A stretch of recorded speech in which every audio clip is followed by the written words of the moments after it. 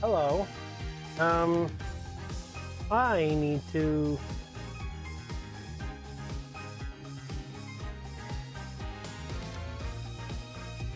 There we go. I wonder why the camera was turned off. Kind of odd that the camera was turned off. How's everyone doing? Why is there a bit of glare?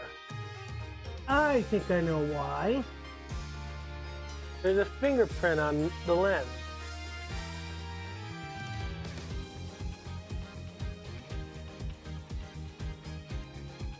Oh, that's much better. Okay. So, Di, do you remember what happened last time?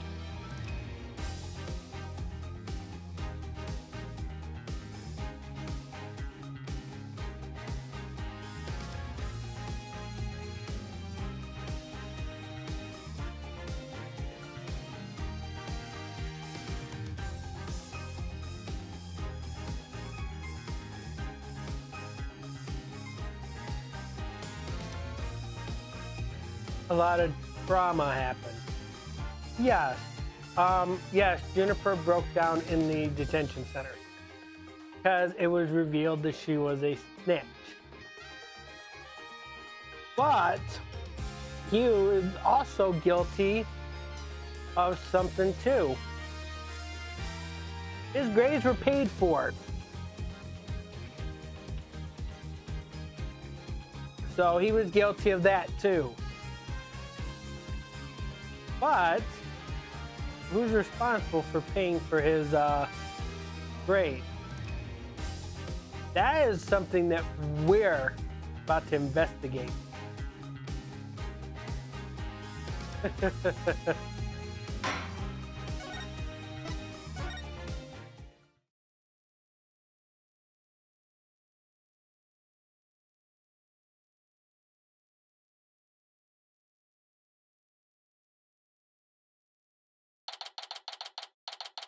October 26th, 9:45 p.m. or a.m. District Court, Defendant Lobby number 3. Were you able to sleep last night? Huh? Oh, sleep. Sure, I slept. For a grand total of 0 hours.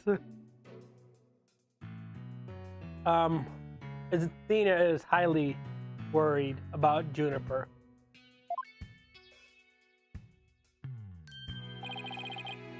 Guten Morgen, or Morgan. You look like you're ready to put on a real show. But before you do, I have a good luck gift for you. The voice print analysis came back, and the results couldn't be more clear. The voice in the mock trial video and the tape recording are one and the same. In other words, the recording's a fabrication. Yes, that's the other thing that we have. That the prosecution has presented fabricated evidence and deemed it as authentic. Now, it may not be the fault of the prosecution, but they did present it according to how this game is laid out. Doesn't matter who fabricated it. The prosecution must know that it's been fabricated when he presented it.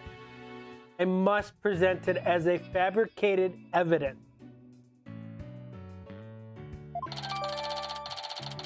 Tape recorder updated in the court record. The lab is continuing their study of the tape. So far, they found signs of overdubbing. But it's going to take a bit longer to recover the audio that was erased.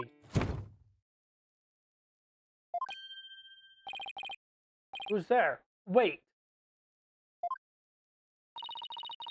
Did you see who it was?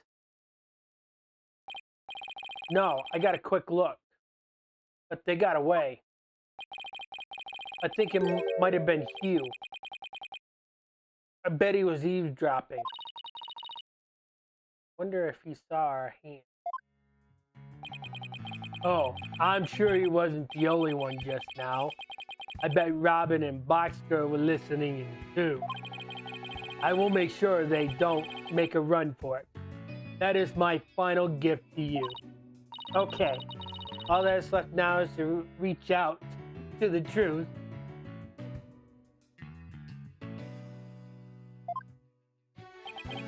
Time for a mini Cords of Steel workout.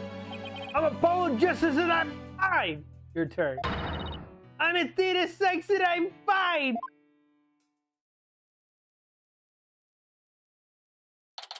Guy, you better practice your Cords of Steel too.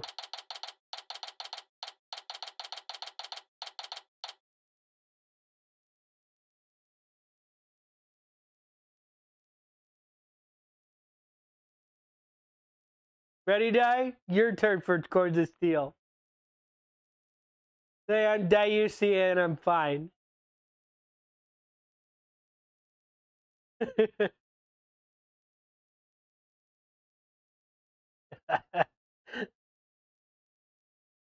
October 26th, 10 o'clock a.m. District Court, courtroom number 4.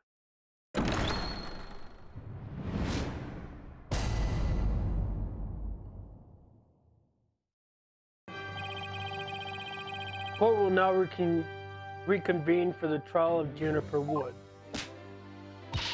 The Sykes Brigade is totally psyched. I mean, the defense is ready, Your Honor. Prosecution is ready as well. I mean, isn't that right, Prosecutor Blackwell? Yes, well, moving right along. Yesterday's adjournment was unexpected yet necessary. But I'll be running a tight ship here today, so no funny business for anybody, understood? The baldness. Robin Newman and Hugh O'Connor have recanted their confession. And later, I shall grill them at leisure to find whether I can charge them with perjury. Well, this sure complicates matter.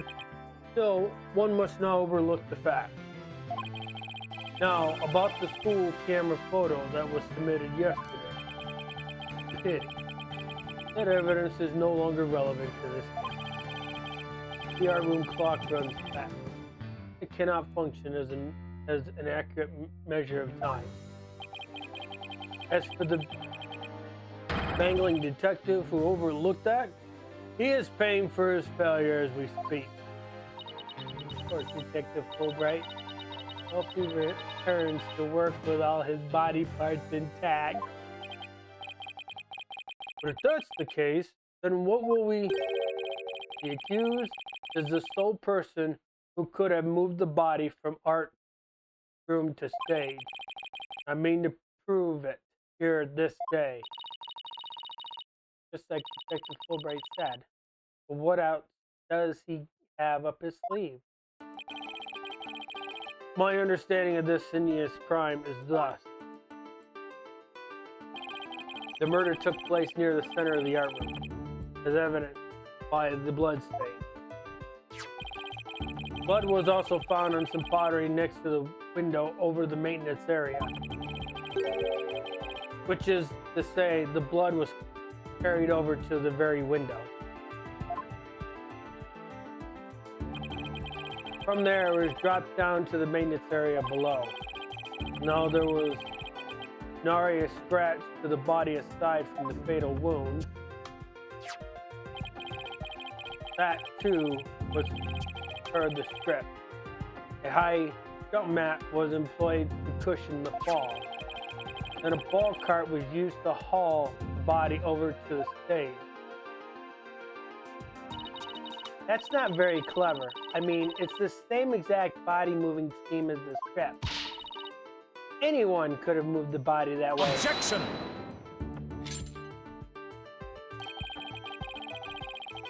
Your propensity to spew forth words before you think are not very clear either. Why you? Moreover, the prosecution has a witness, which is more unfortunate for you. Witness, time for you to come forth.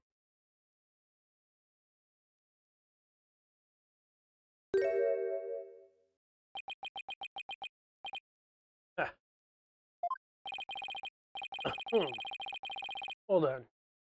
Will the witness please state his name and occupation? O'Connor. I'm a senior at Themis Legal Academy. I'm studying to be a lawyer. Yesterday, I told that lawyer there that I would testify to the truth, so I intend to cooperate fully in today's trial. Happy now, Miss Sykes? What's he up to now? The court appreciates your cooperation, Mr. O'Connor. Now your testimony, please.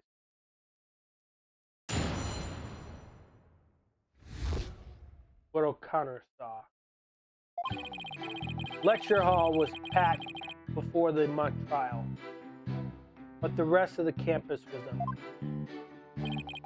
That's when I saw Jennifer dragging a large mat from behind the stage. I was watching her from a vantage between the stage and the maintenance area. She was heading towards me, so I assumed she was on her way to the maintenance area. I didn't have time to stand around and see what she did after that. The real truth hurts so much, doesn't it? Like, or maybe you thought I was going to bring up something else entirely against your client.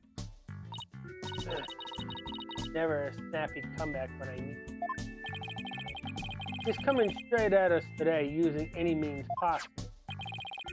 To protect the student who had to climb up high when setting up the stage, Matt was brought over to the stage from the storeroom house.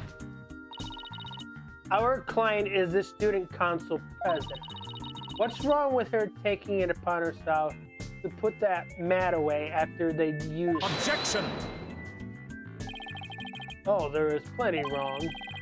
There is but one mat in the entire school that could cushion a fall from such lofty height. Ergo, the mat in question was indispensable to moving the body. Ugh! Sucks being the last to know everything. I think I get it now. The drag marks we saw behind the stage were made by the mat.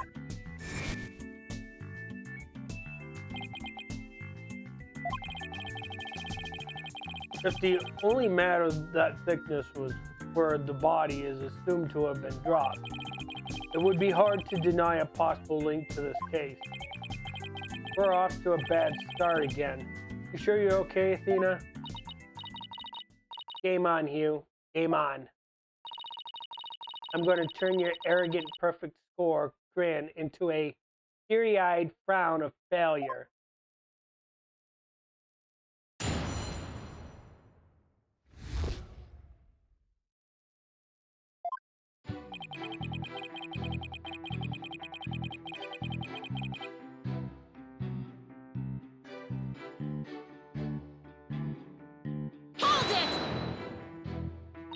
Hold it! Hold it!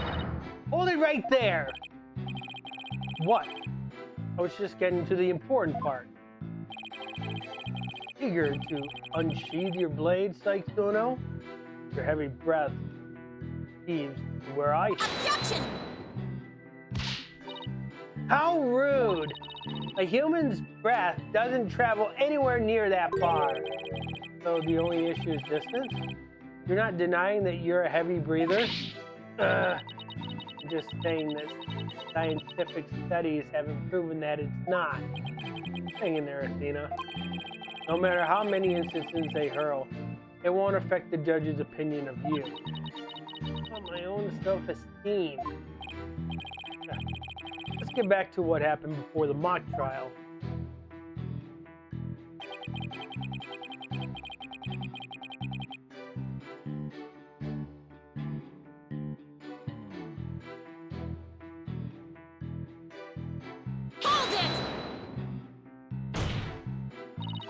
Our client was simply putting that mat away. It had nothing to do with this case. Objection! That is where you were wrong. There is but one mat in the entire school that could cushion a 3-story fall. Hence, the mat dragged by the accused was essential to moving the body. Ugh. We win this one. I promise to donate another thick mat to the academy. Now, show me how to show you. You'll have me. Now, show me how to show you the truth. You'll have my full cooperation.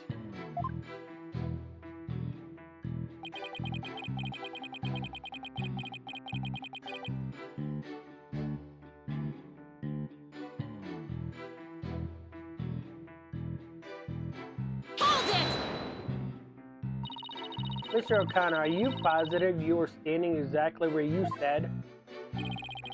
I was between the stage and maintenance area. He was behind the backdrop, sticking to his gun. This issue here is where Hugh was standing when he says he saw June. Nothing I say will mean anything without evidence. To dig a little deeper. Oh, and before you ask, I have my glasses on. Therefore, I'm positive with Juniper. That is not an issue.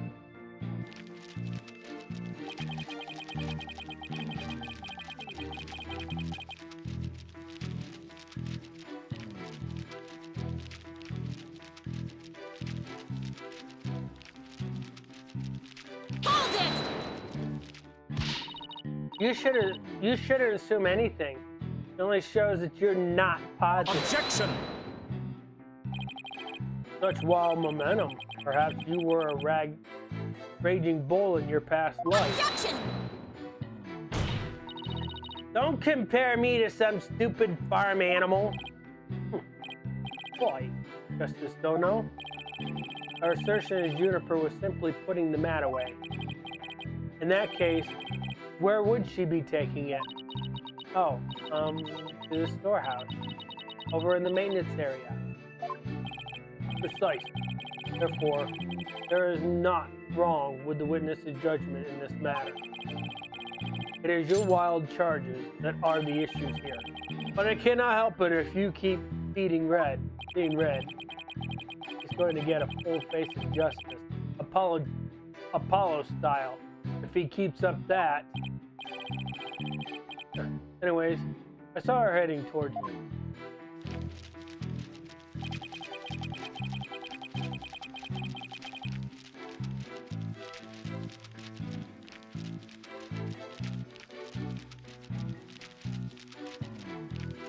Hold it! Then it's entirely possible that someone else moved the body, correct? Objection! Are you mad or merely delusional? Everyone was in the lecture hall before the mock trial. The rest of the campus was empty. Ergo, only possible suspects were the 3 trial participants. No, thank you for stating the obvious. Also know that you, Hugh O'Connor, were one of the participants. Mr. Confidence sure goes all when he tells the truth. Well, I don't think he meant for any of that to be misleading, but it doesn't make it factual. Careful now, Athena. A genius like you could be leading you right into a trap. I'd be surprised if he wasn't. But all I can do is charge forward with both eyes open. So, the only problem that we have with this testimony is the time placement.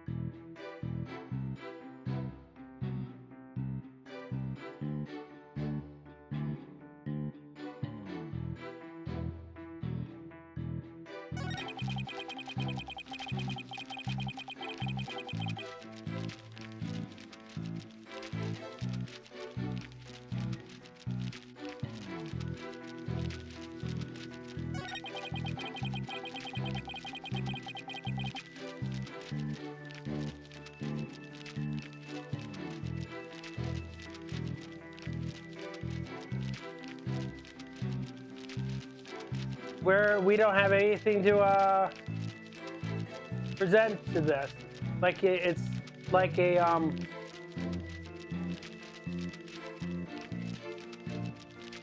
because none of our evidence tells us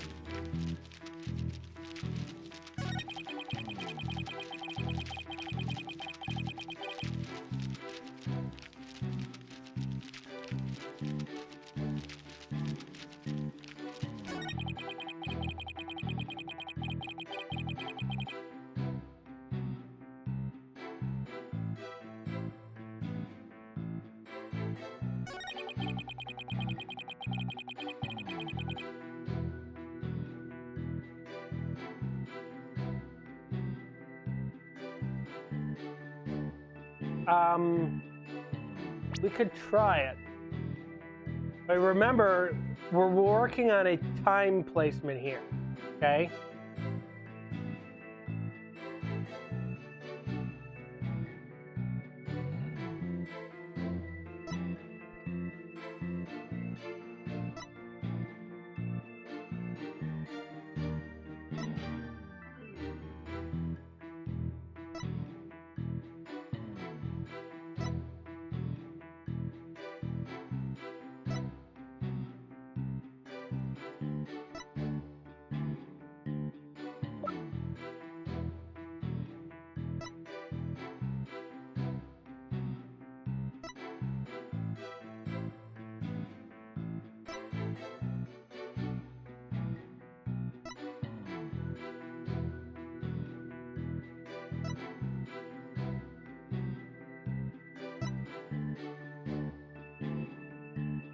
Well, the banner's not going to help us.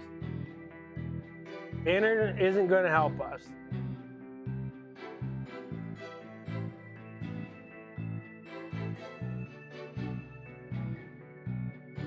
Because remember, we're working on a time placement here. Okay? So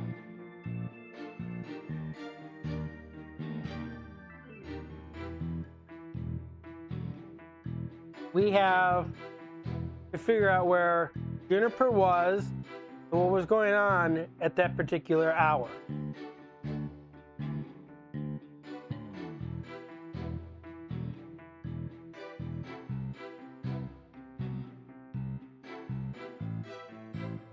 This is page 2.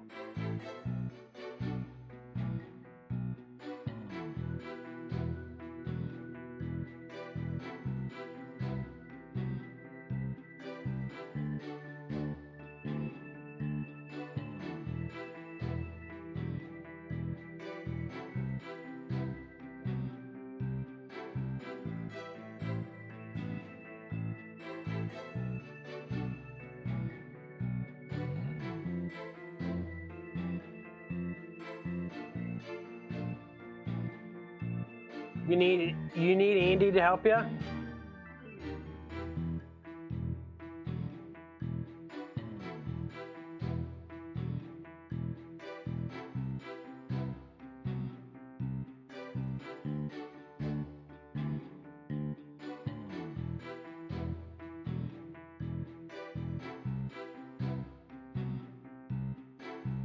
Well, there is a possibility that there are 2 statements that you can choose out of this testimony.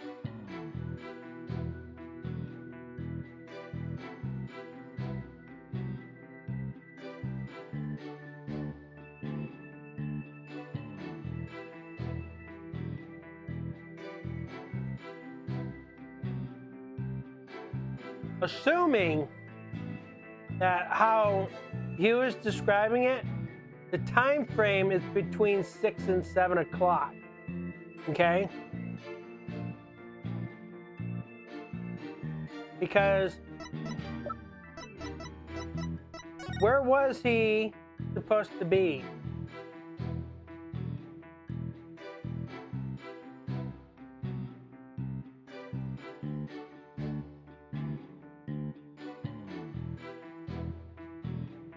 Where was he supposed to be? There's also another piece of paper. Where was he supposed to be? Okay? So if we assume that this is between 6 and 7 o'clock. What's happening between 6 and 7 o'clock?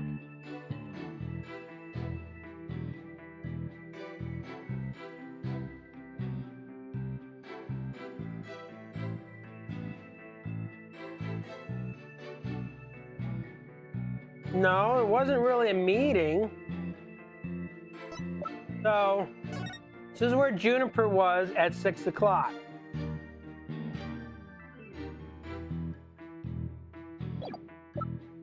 What was happening at 6 o'clock?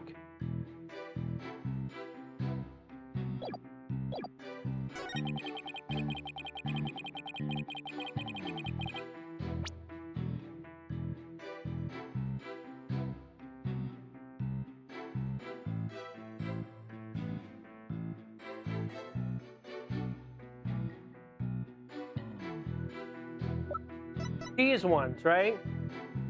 That's what we were trying to figure out. If this was supposed to happen between 6 and 7 o'clock, what was happening between 6 and 7 o'clock? Objection! So you saw the back of the stage from between the stage and the maintenance area? The way it's written, it was possible that there could have been two statements. Statement 2 would have fit. Statement 3 is also another statement that was picked, but it would have been one of those two statements with that particular evidence, the way it's written.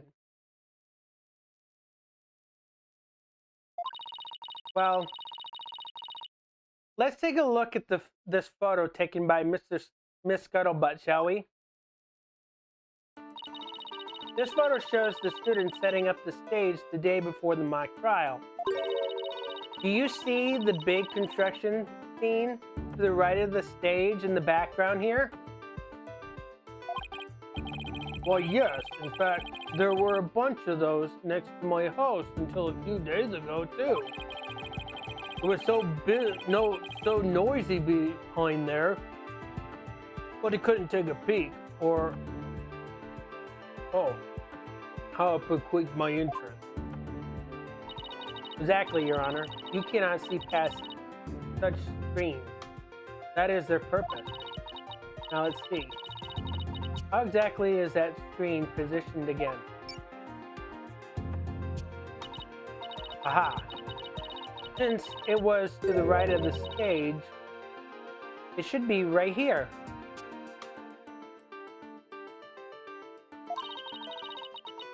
And from this vantage point, the witness claims to have seen our client behind the stage backdrop. Oh my! But the screen would have been completely in the way. That's right. Therefore, the witness couldn't have possibly seen our client from this point. Ah! Ouch!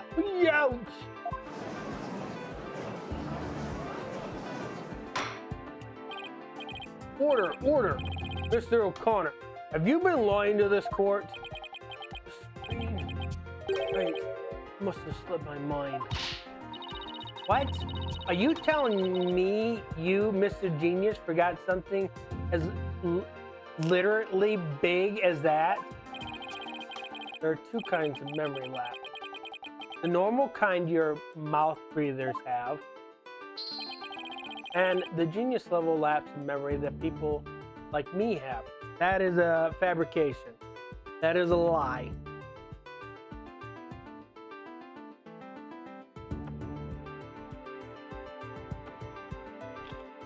Because all human brains work about the same way.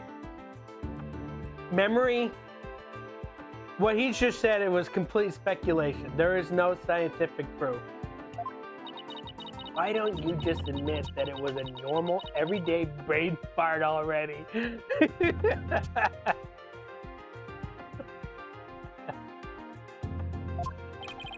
Will the witness now please restate what he remembers minus the lapse of memory?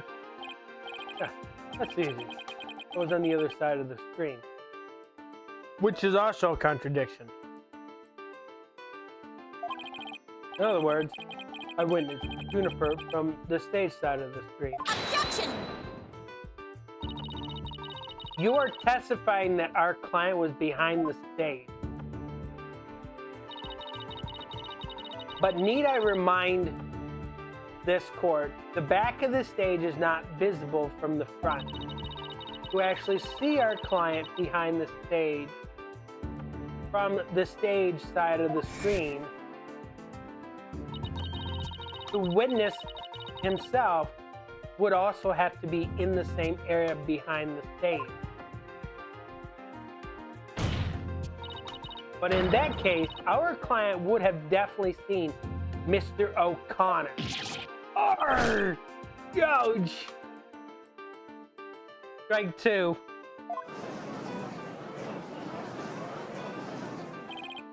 Nice one, Athena. Keep it up. Objection!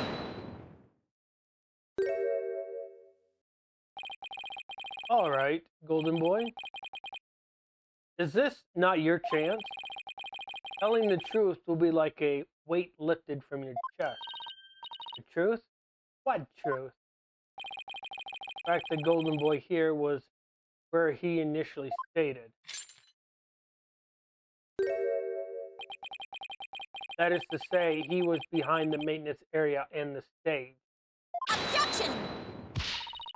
But then the screen would have blocked his view Objection! on the ground, yes. His view would have been blocked, indeed. But consider how smoke always wants to rise up high. Tina, look at the photo again. Do you think something on the other side of the screen, something high enough to see the stage? No way. This crane right here. I don't remember seeing a crane there on the day of the mock trial. Me neither, but it's possibly safe to assume he was moved before you found the body. That's far enough, Prosecutor Blackwell. Remember your promise. I recall making no such promise. It was you who came blubbering to me about keeping quiet in exchange for information. Ugh. What's all this about a promise? Is this about whatever Blackwell is using against him? Or what's it got to do with going into the crane? Golden Boy did not go up into the crane for fun. He was working part-time as a crane operator within school grounds. What? Do you mean to tell me a high school student was operating a crane? Yeah, that sounds bad. He needs a license. The witness. I object to the prosecutor's last statement. Now the question is, how old is Hugh? So, our documentation says he's 18, right? Is that right? That's the big question. Is that correct? There's no proof I ever operated that crane. Actually, there just might be something that proves you did. What? If this whole part-time job thing is true, I doubt it would be limited to a single day. You were probably working at the same site the previous day too. Is this what you're thinking of, Athena?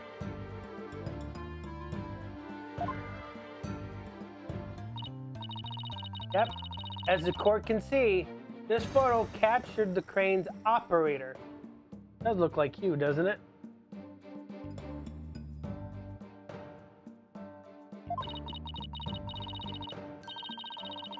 And if you look carefully, he bears a definite resemblance to Mr. O'Connor. Are you serious? This is ridiculous. Oh, very interesting. Let's ascertain whether this is as ridiculous as the witness maintains.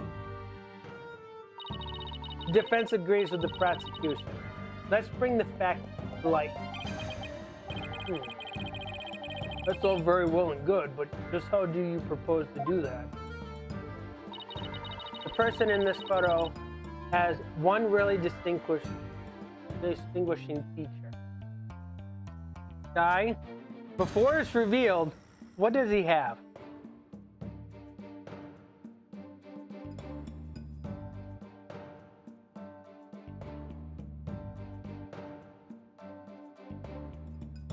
Did you forget?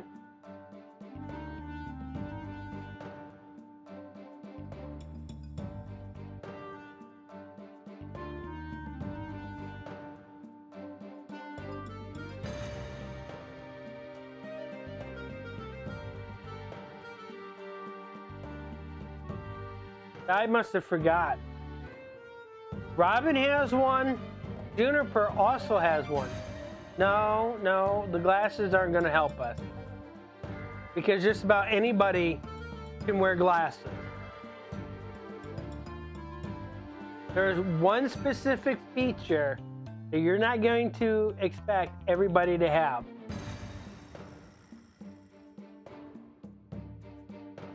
But Robin wears it, and Juniper's also got one too.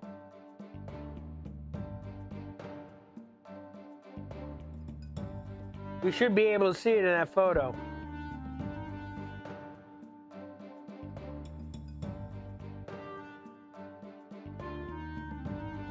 The French, yes, you're right. He's wearing a friendship band around his neck. I'm not 100% sure, but it's at least worth a try. We can clearly identify the person in this photo as the witness by examining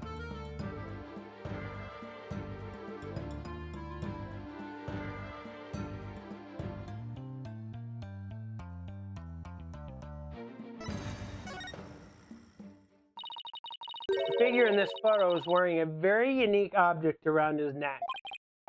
Well, yes, you can see it right there. But then, are you saying you mean to... Mr. O'Connor's neck is almost entirely concealed by his tall collar. But that's exactly why he believes this warrants further explanation, or further examination. No, not a chance. That would be a blatant violation of my privacy. You are a disgrace of a man. Now start unbuttoning that collar before I hack it off. Yeah, what's the big deal? Now let's see your neck.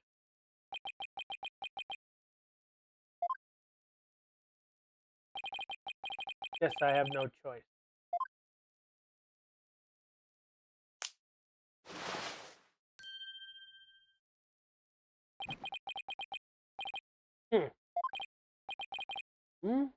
Oh my.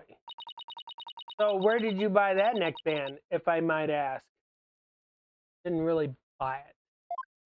I didn't buy it. It's handmade. There's only one in the world. Wow. Sure looks like the neckband in the photo. Do we have the photo analyzed? You're one irritating lady. Fine, I admit it. I work a part-time construction job. It has nothing to do with our operating heavy equipment. No big deal for a guy who can parallel park 100 or one-handed. I never expected one of my jobs would take me to my own school. But when you factor in all of the required tests and apprenticeship periods, wouldn't you have to be at least 20 to have a license for operating a crane? Oh, about that, you see. I'm a genius, so, you know, doesn't matter if he's a genius or not, law is the law. Objection! Let us dispense with the inane charade, golden boy. No, Prosecutor Blackwell, please don't. High school seniors are 19 at most. Thus, they fail to complete the requirement.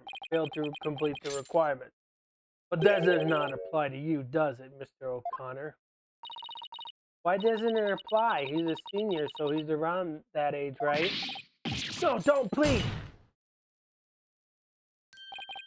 Actually, Golden Boy here is 25. He took a 7-year break from school. Wait, come again? Another surprise, right, Di?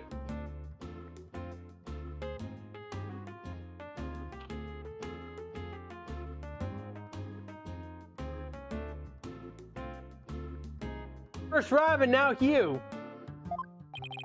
Take a gander at the official school enrollment documentation. It is all right there. Arf! Ouch! 25? You mean he's older than me?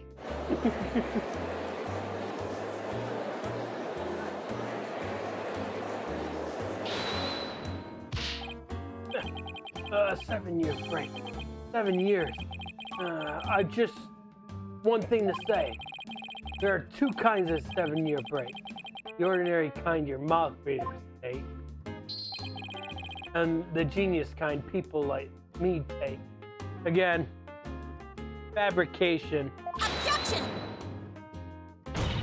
But a genius would quickly become a chore for a 7-year break. I think you have that backwards, Athena. Even geniuses make mistakes. I just happened to make mine only 7 years in a row. Only Hugh can get away with using only like that. Enough of this jibber jabber. Let's see if they updated that. They updated it. Now it shows his correct age. Suffice to say, the witness was up in the crane when he saw the accused dragging the map. The accused readied all, so he needed to move the body immediately prior to doing so. That much is clear. I see no need to deliberate the matter further. I do. Do you, Die?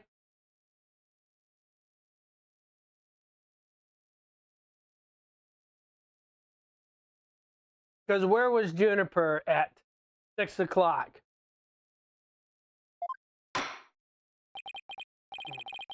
Considering that the body was moved in the same manner as in the script, I find Prosecutor Blackwell's claim to be quite persuasive. Does the defense care to dissuade me? Ugh. As long as a mat was used to move the body, Junie is going to be under suspicion. Tina, I just thought of something. What was Hugh doing in the crane right before the mock trial? He couldn't have been on the job at the time. I mean, he was waiting for the trial to start. Yeah. Why was he in the crane? Wait, you don't think? Your Honor, just missite. I've got it. I've got an amazing idea that will turn the prosecution's claim on its head. A little conjecture has never stopped us before. Interesting. Mr. O'Connor, you were using the crane to...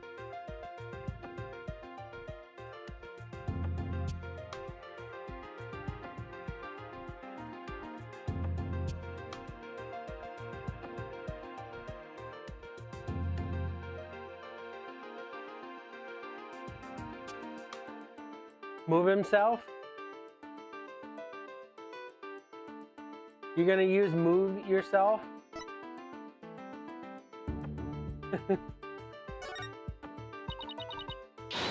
Mr. O'Connor, you were using the crane to commute to school.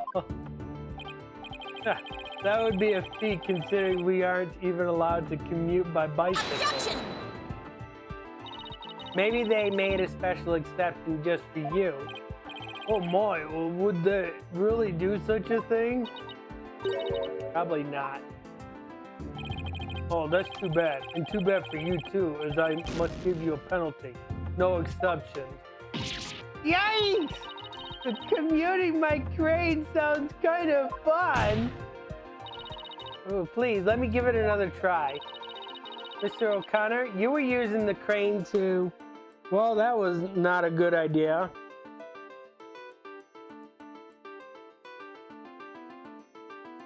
So what are we left with, Di? I'm gonna say move the body. The body was just like it was in the script, so it must have been moved like in the script too. At least, that's what the prosecution believed. How simplistic, even foolish. Those are pretty strong words, Athena. You sure about this? The witness is a licensed crane operator, so he could have used it to move the body. Objection! Well, Golden Boy, care to chime in? I intend to say no more on the matter. Say that this does not bode well for you. Wait, he's on my side this time? Or is this another trap? Watch this. I can use a bow and arrow one-handed. Wow, that's a crazy level of dexterity. I can even drive a crane with one hand. That's easy. But operating the crane itself is so complex. It requires both hands. Now I would have the court look at this.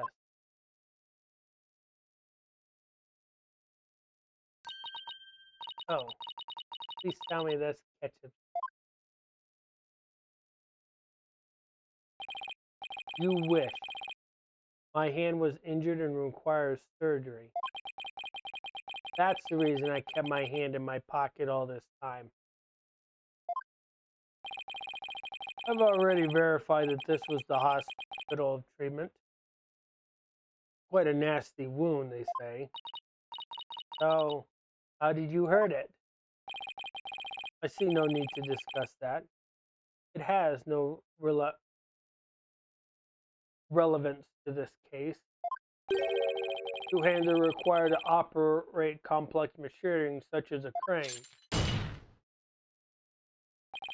Ergo, on the day of the mock trial, the witness was incapable of moving the body by crane.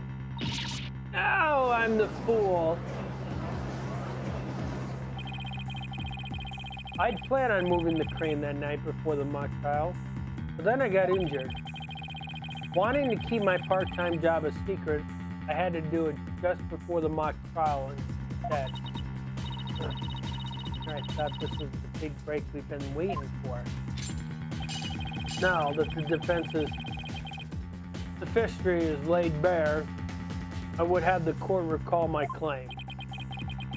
The body was dropped out of a third-floor window to a mat near the maintenance area. Then a ball cart was used to move it to the stage. See? I've been paying attention.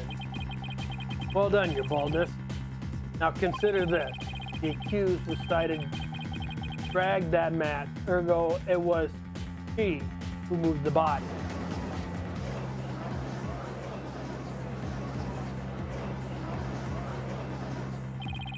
Oh, I think we're on the right track, Athena. You do. Yeah, Juniper remains the prime suspect if we assume the body was moved for her script. So, as a defense, you have to figure out how else the body could have been moved. Oh. Is he telling me to think of another way besides the crane? Just like, if you have a counter-argument, this court would love to hear it. And if you do not, it is time for the verdict. Isn't that correct, your boldness? Objection! No, not yet. All I have to do is show the body wasn't moved like it was in the script, right? Well, that would show the mat had nothing to do with this case. There's a sword of great renown that cuts down sophistic lawyers. Its name is evidence. You don't scare me. Force a smile, Athena. You can do it. What's wrong with your face, Athena? It's a weird mix of terror and creepy grin. Just focus on how the body could have been moved without it being dropped. How could anyone lower it without just dropping it? It's not like you could fly. But after all, there is a way to zip between the art room and the stage.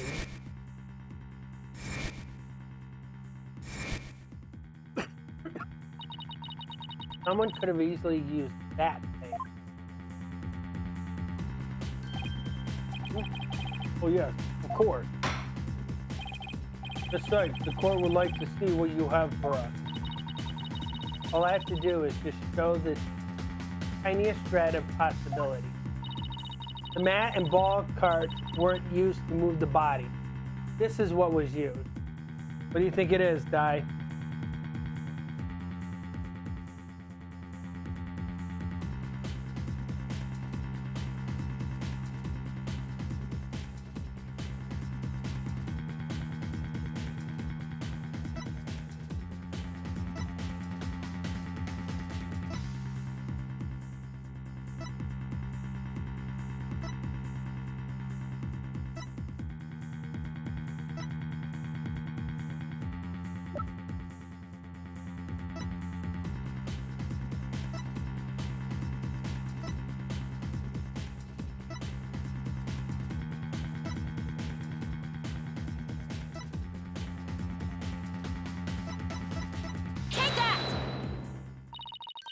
The key here is the thing that ties the art room and the stage together.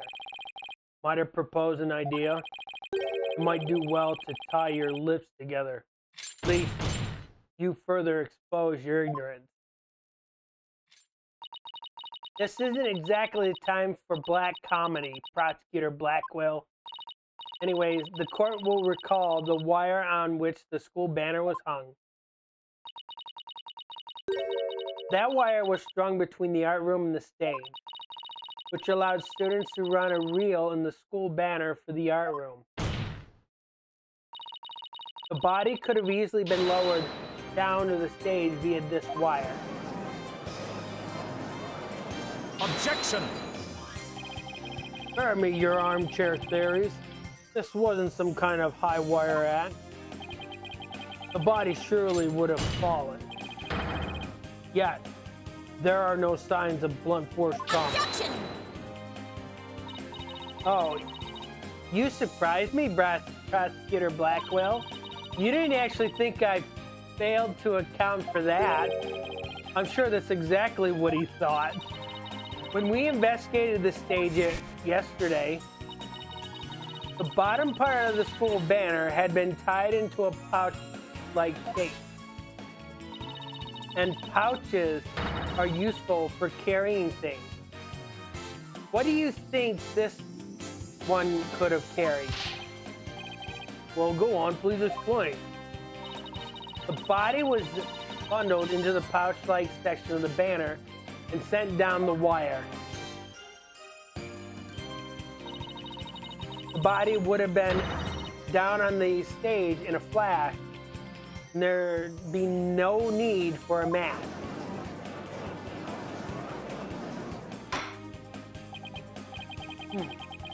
I've heard that phrase, carrying the banner, but the banner doing the carrying? Objection! I have no patience for you and your cheap parlor trick. Your claim is as shaky as a corpse performing that absurd high wire act. If you have an actual objection, then just come out and say it. I trust you recall the bloodstains left on the art room pottery. If the wire had been used to move the body, it would have to be via the window above the clock, the one with the winch. However, the bloodstained pottery was next to the window above the maintenance area.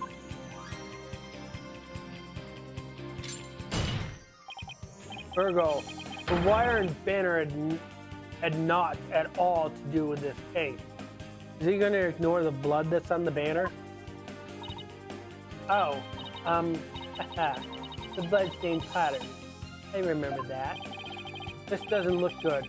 Move back to the mat theory if you don't do something. Well, Miss Sykes, I hope you have something better this time than a circus act. My wire theory is true.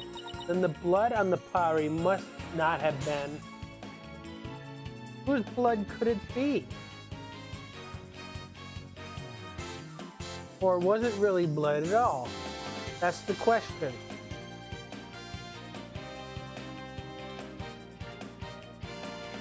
You think it's not blood at all? Well, it looks like it's not correct. At first we thought it was red glaze, but it turned out to be blood. But what if we go back to the time when it was just red glaze by all accounts? But the police have clearly identified it as blood. You can't change fact to fiction, Miss Sykes, let alone travel back in time. What? Now then, Miss Sykes, please share your thoughts on what this blood really is. My wire theory is true. That blood on the pottery must not have been. Maybe it's not the victim's blood. Did the police check to see from whom the blood on the pottery came from? Shame on you, Sykes Dono. Have a little more respect for the constabulary.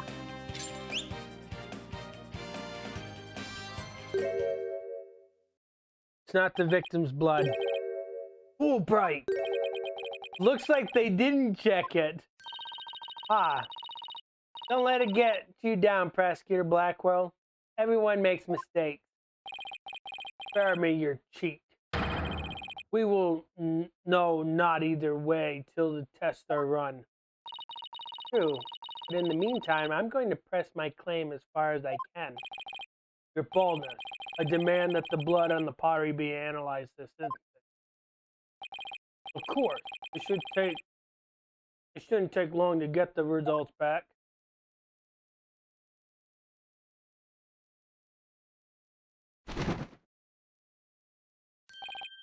Oh my, that was quick.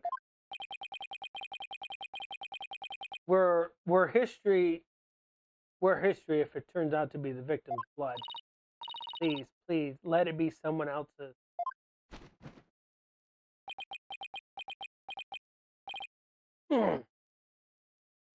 Not the victim's blood. It seems the blood was not from the victim. What? Furthermore, a comparison with other parties involved with this case reveals that the blood belongs to one Hugh O'Connor. Score!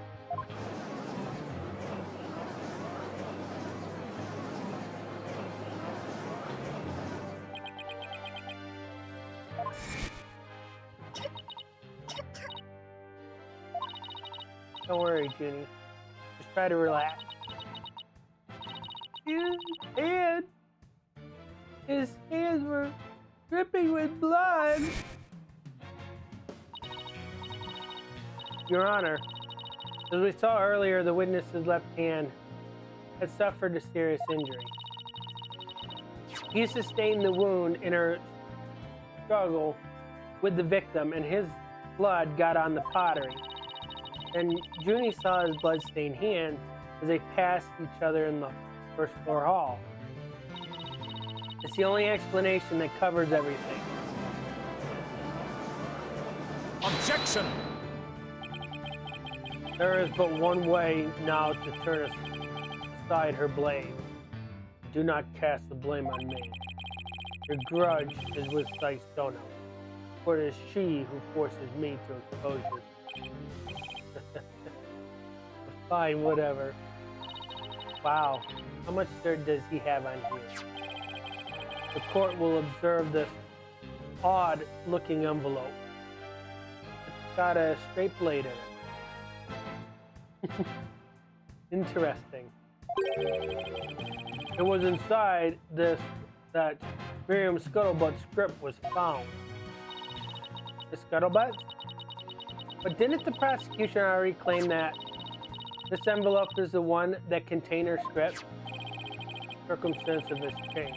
The Golden Boy had hidden this from us all. Let's see here. My word! Talk about the world's most painful paper cut! Indeed, you can clearly see that if this envelope is not opened correctly, a powerful spring-loaded blade will shoot forth, leaving a horrible gash upon the hand.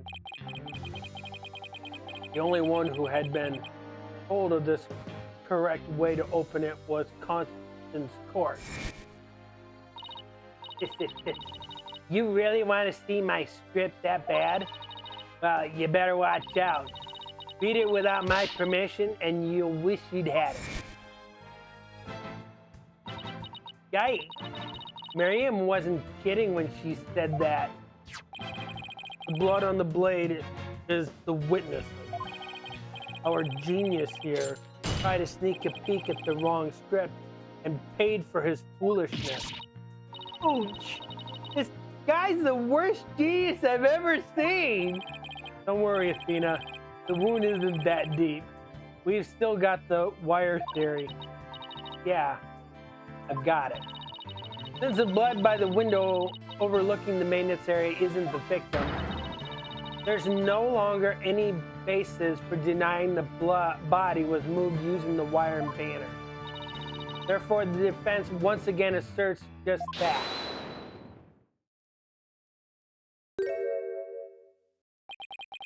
You call yourself a lawyer? Huh. Don't you see the glaring contradiction in your thinking? Huh? The court would like to remind the witness that his role is not to point out. And you, how can you adhere to such outdated beliefs? Whatever. Seems you've forgotten the two statues that were on stage directly below the wire. A body sent sliding down that wire would have crashed into them. Care to explain that away? Why, I believe he's right. The statues and the wire are extremely close together. The body would have collided with the statues? What if they did collide? Wait, that's it.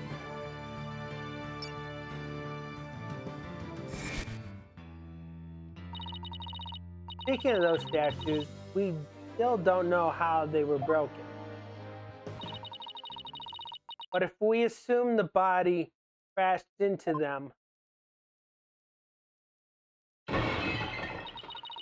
that would also explain that loud sound we heard while we were in the waiting room. Oh, now that you mention it, you and Mr. Wright went out to the stage after you heard that sound, correct? Objection! Interesting. How very interesting. But may I ask just one question? When was it that you heard said sound? It was a little after the mock trial has started. Mr. Wright and I were practically bored to tears there in the waiting room when, ah! Precisely. If that sound you heard did happen while the body was being moved, that would place it during the mock trial, which means the body would have been there before the mock trial started. You see, right before the mock trial started, I saw the body. he said he saw the body before the mock trial. If so, then my claim that the body was moved during the mock trial doesn't hold water. Stupid contradiction. It's going to get me and our case killed. The focus was on just 3 suspects because the body was moved before the mock trial. That had been the major premise thus far. Your assertion, therefore, contradicts the very foundation of this case. Objection! Both sides still lack incontrovertible evidence. So, should we not also treat Golden Boy's testimony with some level of suspicion? Good point. Prosecutor Blackwell is on our side. I bet he's figured out the truth behind this case. Well, great, as long as he's not up to something else. If the statues really were broken when the body hit them, then Hugh's statement about seeing the body before the mock trial is a big fat lie. Okay, Mr. O'Connor, let's get to the bottom of this contradiction about when you saw the body. Look me straight in the eyes and repeat your statement to me. Like I said before the mock trial, the body was, I shall only say this once, Golden Boy. You had best tell the truth, and do it now. That is, if your head wishes to enjoy the continued companionship of your body. Thanks. Now, out with it. Did you truly witness the body? Or were you just lying about it? Well, which is it?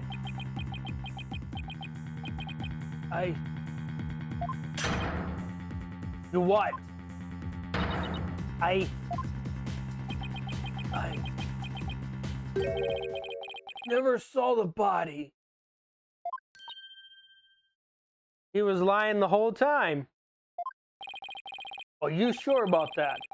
Lie to this court again and I'll charge you with perjury.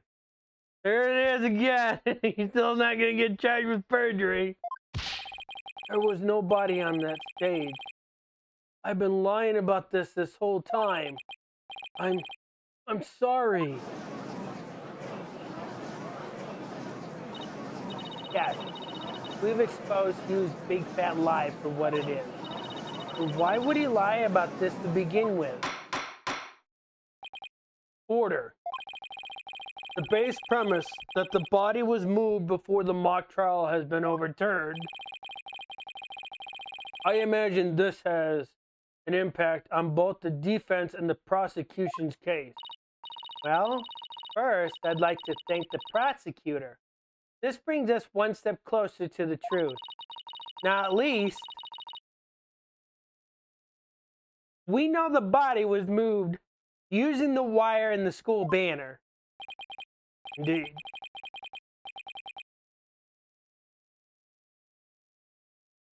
That much I shall concede, Sykes-Dono. The body was moved, as you stated, and in the midst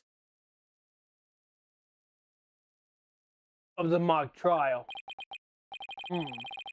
So both sides are satisfied then? The body was moved before the mock trial. We have our 3 suspects.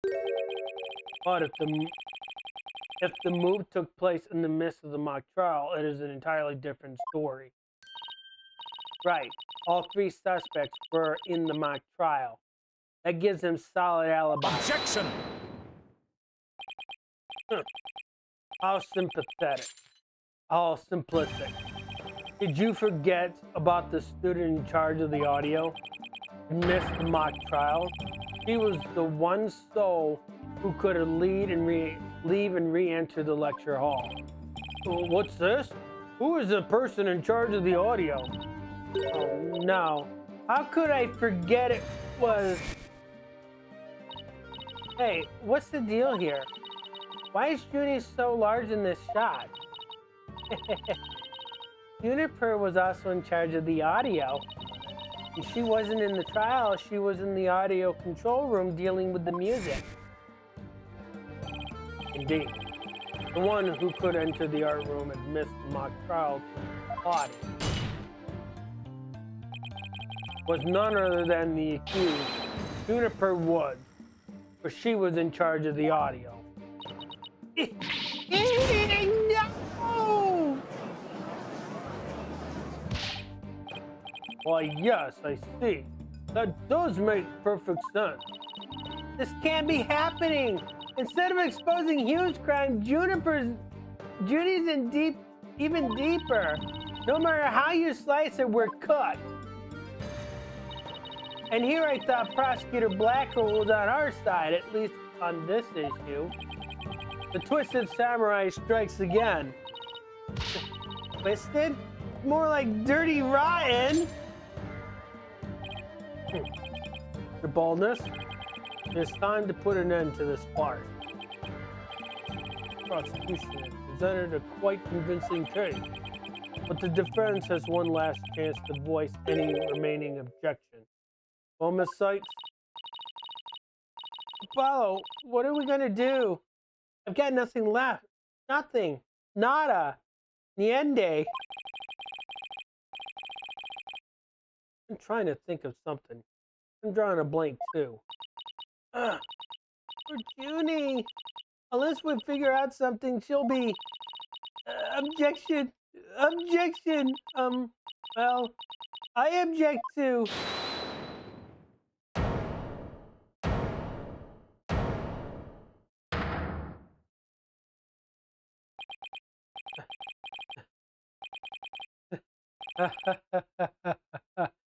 Stop right there. All ears to me. It's time you heard about the rare genius of Hugh O'Connor. Listen, and you will hear the secret behind my perfect crime. He's confessing again. Perfect crime?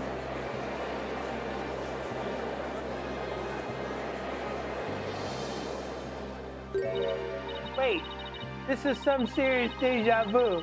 Didn't we just go through this like yesterday? Yes, we did. This had better not be another one of his enraging traps. The murder, the moving of the body, the cover-up, it all sprung from my brilliant mind. Well, go ahead, arrest me. The real killer right before you. Order, I say. Mr. O'Connor, you already confessed yesterday that earlier today recanted your confession. As if you mouth breathers could comprehend my genius. The end justifies the means. Now bow down and kneel. Kneel before my great and maddening intellect. Objection! Enough. The only thing maddening is the ignominy you bear for all to see. For it is impossible for you to have been the perpetrator behind this crime. There is no perfect crime, only a perfect alibi. For you were at the mock trial. It is silly that I must remind you of this. But you were a participant the entire time. There shall be no mercy if you persist in hindering this trial with your silly little act. You doesn't seem the least bit shaken by Blackwell's threat. Listen, Mr. Prosecutor, calling that a perfect alibi is beyond contempt. Your Honor, I'd like to take the opportunity to offer further testimony. I will now demonstrate the very moment of genius that transcended upon perfection.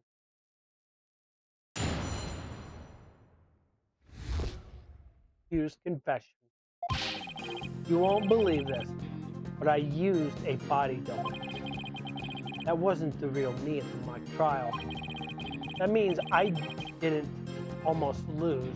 My body double almost did. I slipped out stealthily while my double took care of the trial. I had the run campus. Short.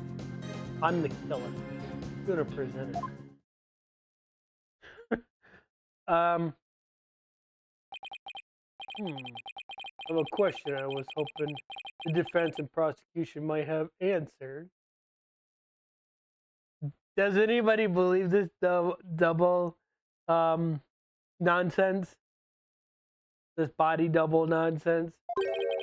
Is it just me, or does the witness's testimony make no sense at all? No, it's not just you, Your Honor.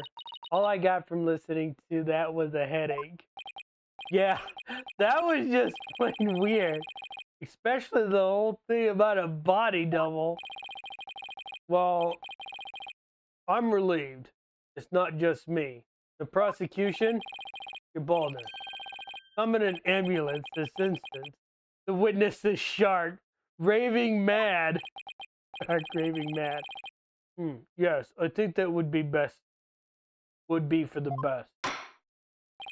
Now then, let's pretend that never happened and move on to my verdict. You people don't believe me? It's not a matter of not believing you.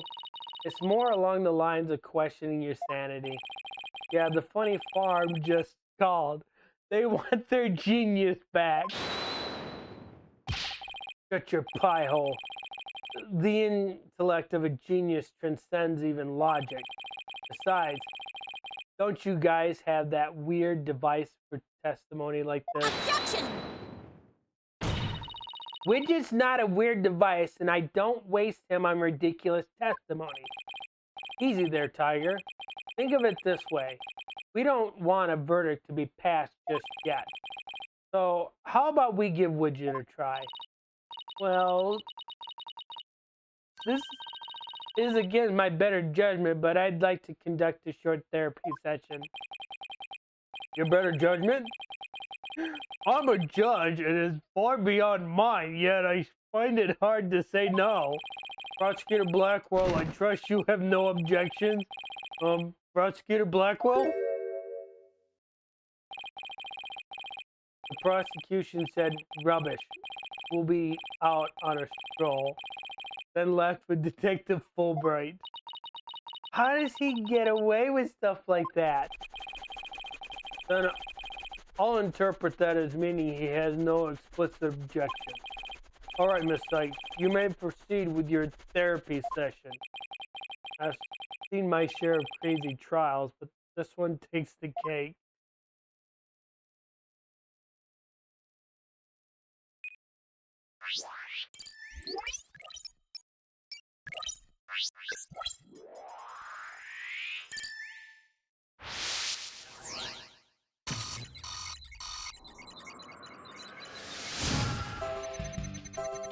You won't believe this, but I used a body double. That wasn't the real me at the mock trial. That means I didn't almost lose. My body double. I slipped out stealthily while my double took care of the trial. I had the run of the campus. In short, I'm the killer. Gonna present it.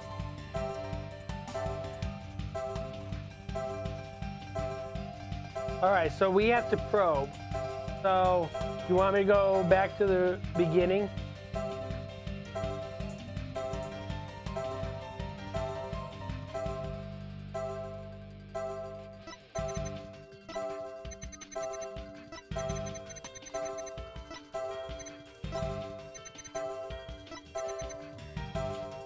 So, you want to probe.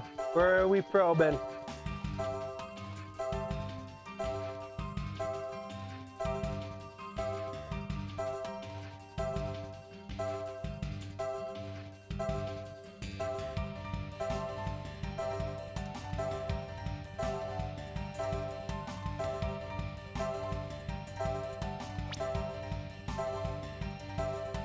The stand-in? Don't know if we're going to get much out of that. Got it!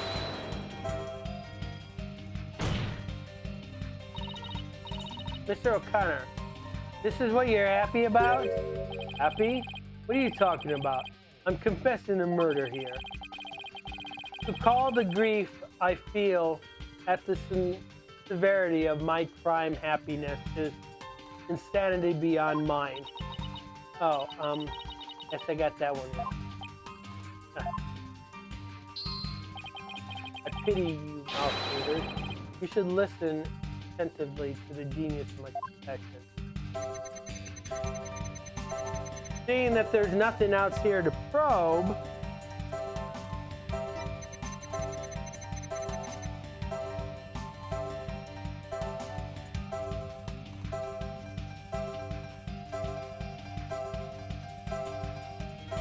there isn't really much to probe here.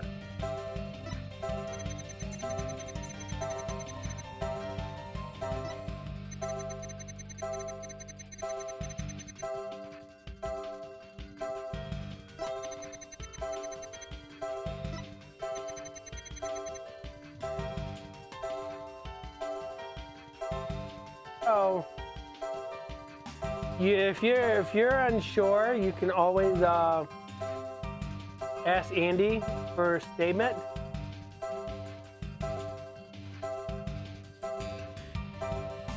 There's a total of 7 statements here.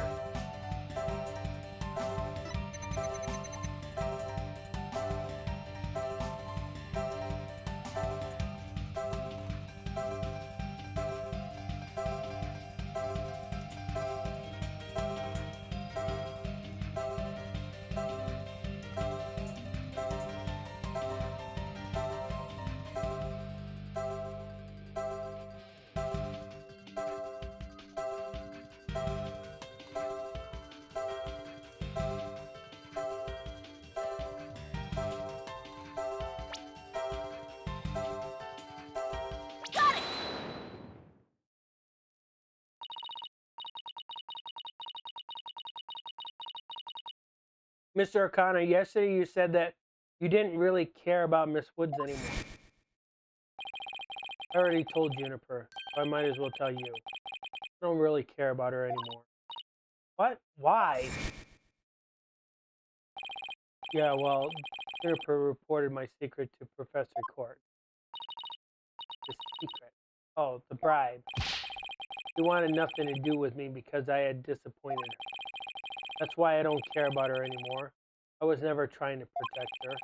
My confession was always about one thing and one thing only, the truth. Objection! Mr. O'Connor, you feel great happiness in the fact that you might help set Miss Woods free.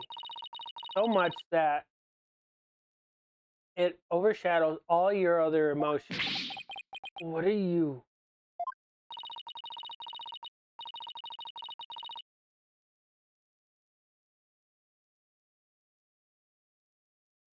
I can hear it clearly now, Mr. O'Connor. The discord you've been trying to suppress. People don't normally feel like you do when you confess. So you really was trying to protect Juniper? Yes, I'm sure of it. Hugh's feelings for her are the real deal. That means his confession is, finally figured out the obvious, haven't we?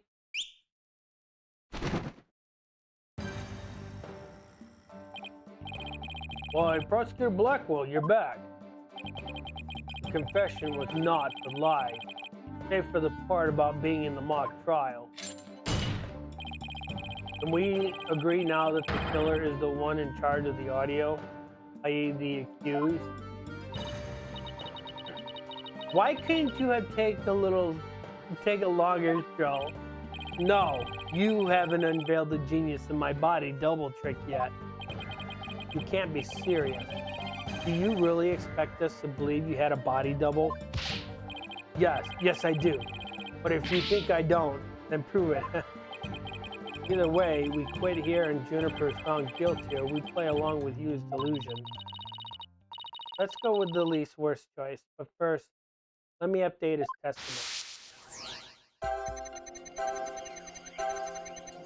you won't believe this, but I used the body double. That wasn't the real me at the mock trial. That means I didn't almost lose, my body double did. I slipped out stealthily while my double took care of the trial. I had the run of the campus. In short, I'm the killer. Juniper is innocent.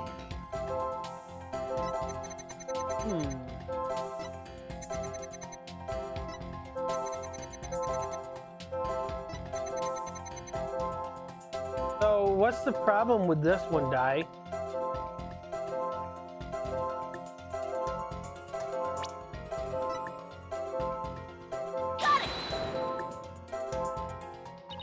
Mr. O'Connor, this emotion is inconsistent with your testimony. You don't know what you're talking about. I take joy in my intellect. Feel anger towards yours superficially. Suffer sadness, the world's ephemerity. I wonder at the universe's mystery. I should have brought my dictionary to court. Wait, let me try this one again. I also suffer sadness at the futility of your effort. But if you must. So if it's not this statement,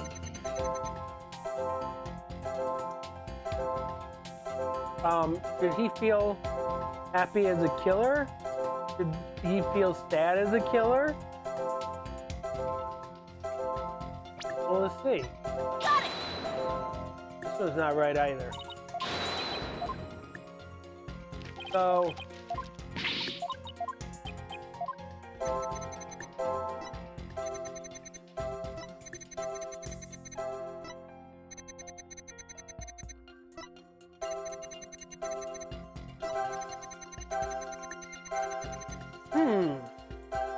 we're back to this statement.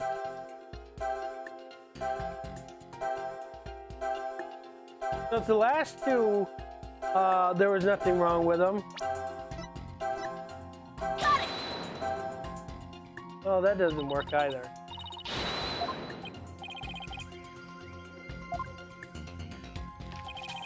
I take joy in my intellect, feel anger towards... Okay, so that's not right either. Okay, so if that's the case, that's correct.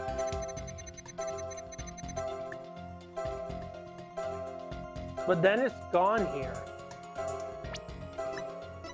Got it.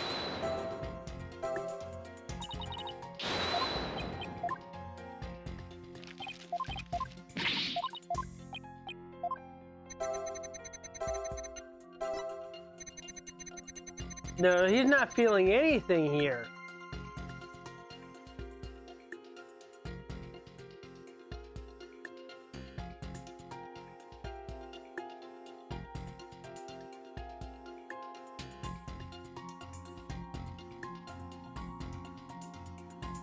So if there's no emotion here, what do we press?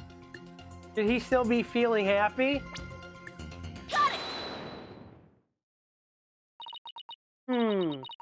I didn't almost lose, you say. Very odd. You exhibit happiness the entire time except during this statement. Ugh. You don't know when to give up. Wait. Now that I think about it. No, don't. Stop making stuff up. When I left the lecture hall, it was during Professor Mean's pre-trial speech. That's when I moved the body. I then slipped back in just before the verdict.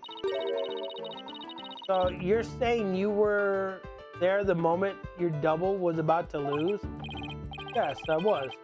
Naturally, I wasn't happy when I saw that. In any case, I was at the far end of the lecture hall behind the screen. I figured no one would see me if I came and went through the doors there. Objection! Like Stono, how much longer will you indulge him in this parade? While it's true that none in the audience might see him go through either of those doors, the faculty seats on the balconies are a different story. It had a splendid view.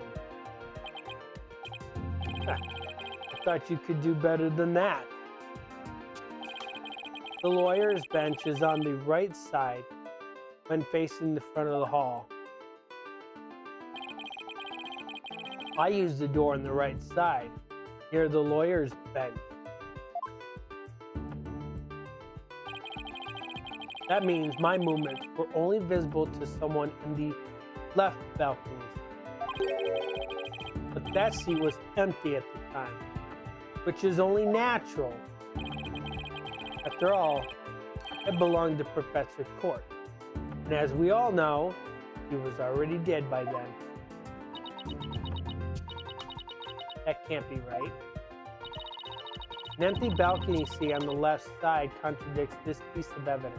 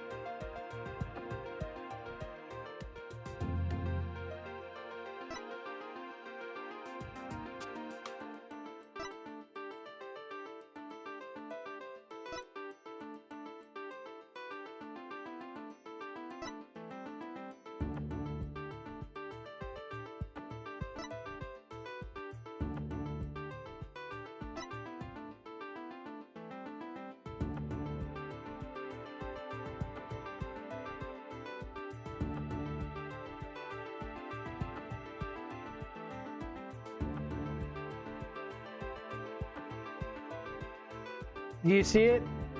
The diagram, you're right. Take that! I have no idea where this contradiction is going, but I don't have any other moves at this point. Guess I'll just have to follow it and see where this takes me. You said the left balcony seat was empty? It wasn't really. I saw it with my own eyes. It was definitely empty. But what about this diagram? According to this, Professor Means was supposed to be seated in that left balcony seat. But if you left the lecture hall during this pre-trial speech, he would have been standing there at his seat addressing the students and faculty. No, this can't be right.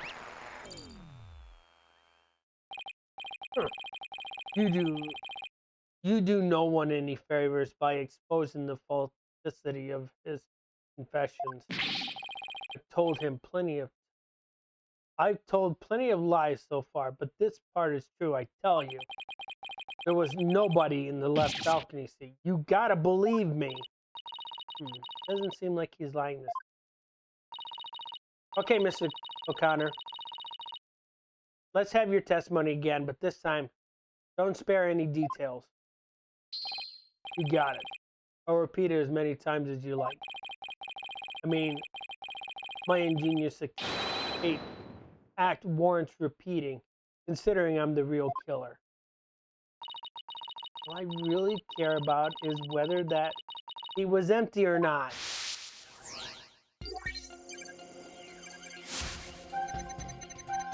The second floor was deserted.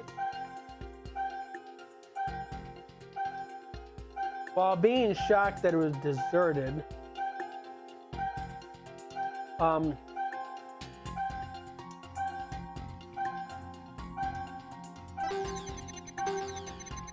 why won't you believe me? It's true, I tell you. I went out through the back door without anyone noticing. Then all I had to do was go through the empty audio control room. Okay, that's fully. It leads into the hallway, so I was perfectly capable of moving the body.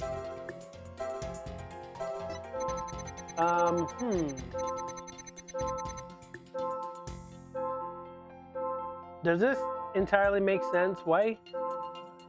Does this make sense to you, Dai?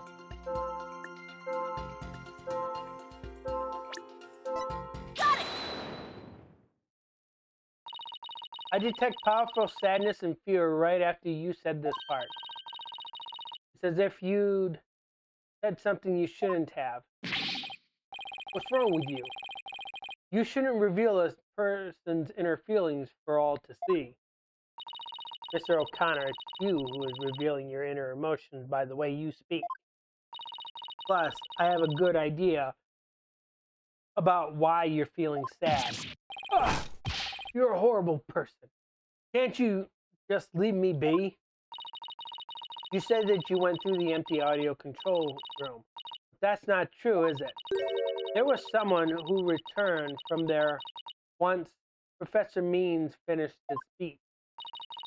And that someone who was in the audio control room was... There's only one person that would make sense.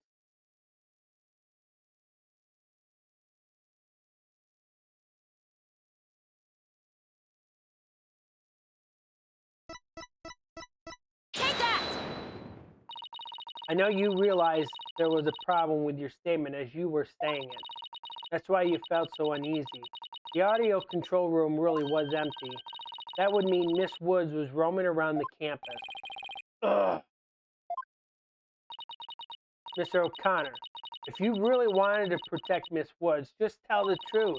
If you believe in her, revealing the truth is the same as protecting her. 100% innocent. That's the truth. But in this dark age of the law, the truth can be easily twisted to serve anyone's needs. When the end justifies the means, your only choice is to fight back with lies. Use heart. Don't hold out under this battle between truth and lies. Is there something I can do to make him recant his false testimony? I fear nothing now that I have lost everything. Go ahead, Prosecutor Blackwell. Cut me down if you wish. I thought you'd never ask. With you gone, we may swiftly proceed to a verdict. Yeah. Shackles are broken.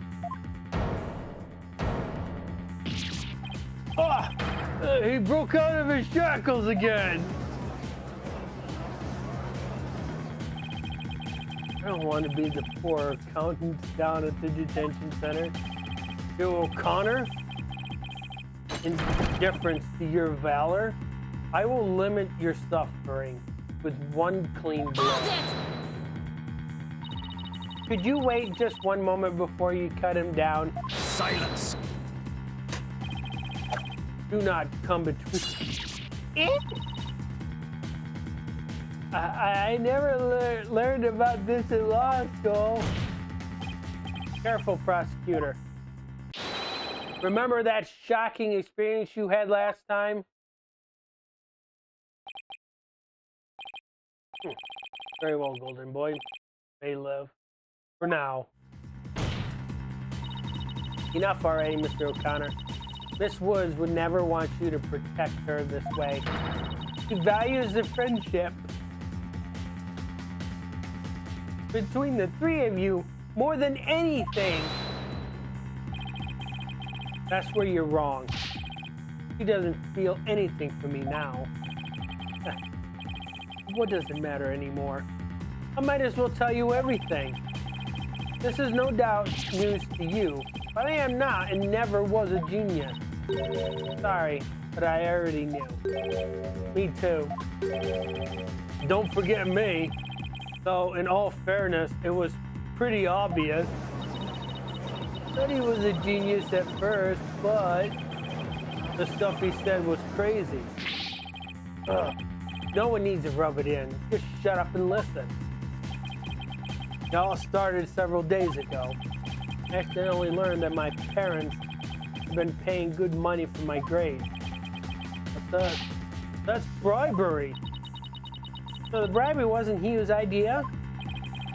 All my perfect scores were the product of cold hard cash, not genius. Even worse, when I confronted my parents about it over the phone, Juniper overheard me. Oh my, what a terrible misunderstanding. I've been living a lie. I don't know what else there is to say. I'm no genius. I'm completely worthless. A perfect 0.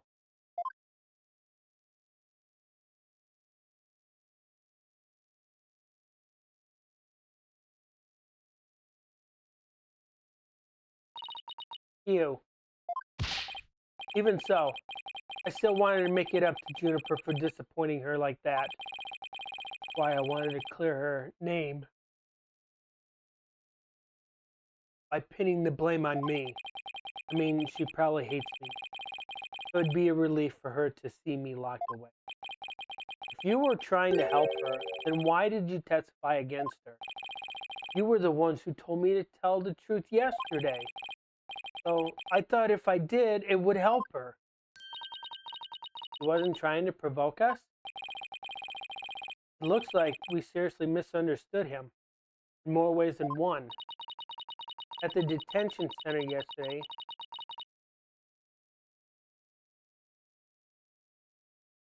Ginny was in tears when she opened up to me.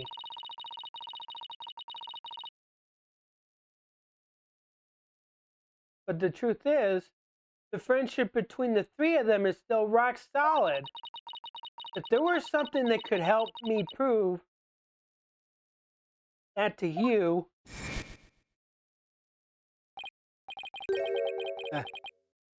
we even have proof of our friendship. Yeah, as long as our friendship lasts, you can bet we'll be carrying them around. You know, what about the proof of friendship they mentioned? I wonder where or what it is. Didn't buy it.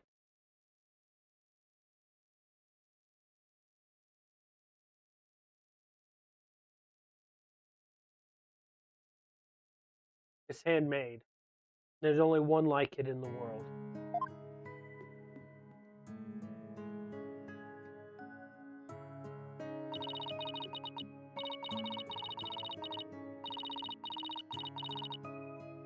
Maybe it... No. That's definitely it. That band around his neck.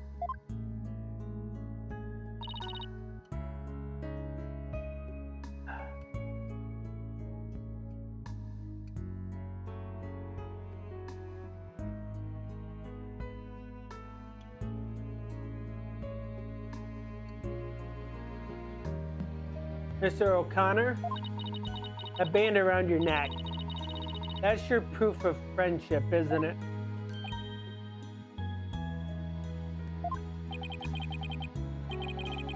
Proof of friendship? Is that anything like a proof of purchase barcode? In court, evidence is everything. That's why the three friends created Friendship Band. It's the evidence that proves their friendship.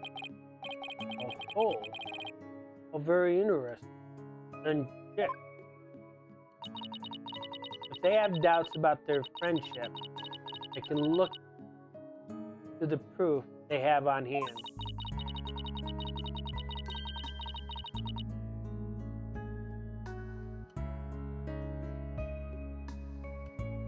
That's why Mr. O'Connor's hand always goes to his neck when he is pressured. It proves he still has feelings of friendship towards the other two. It doesn't matter if I wear it, if those two. Objection! But they feel the same way too. I know They wear their friendship bands somewhere.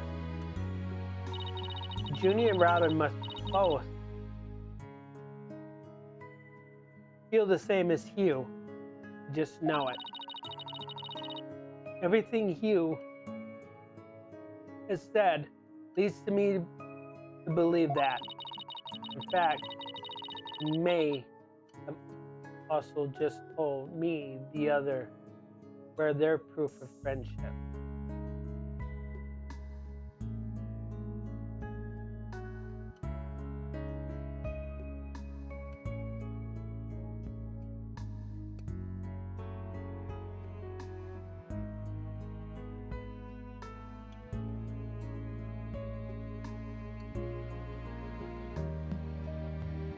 Well, actually, it's going to be easy to touch. And there's a reason why. Not the fact that they're hard to spot, it's going to be the easy to touch.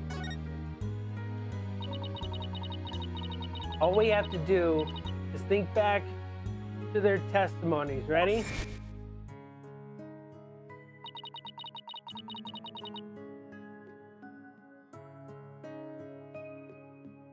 Miss Newman holds her arm when pressured.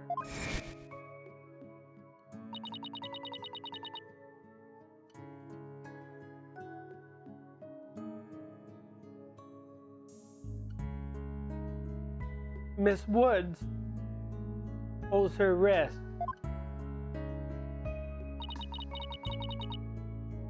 I know Miss Woods very well.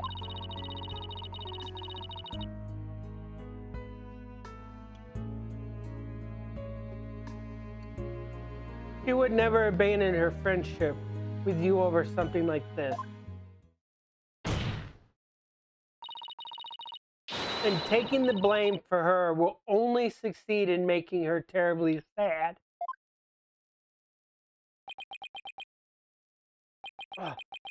Oh.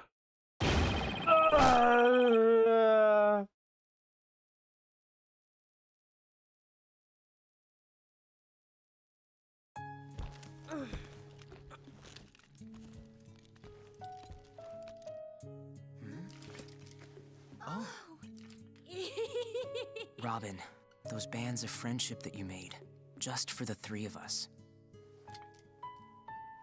You may have forgotten about them, but not me.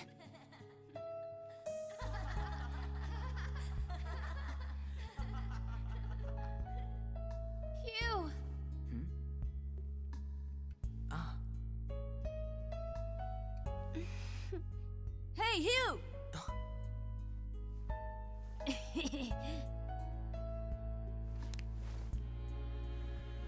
And to think, I should have known better than to doubt my best friends.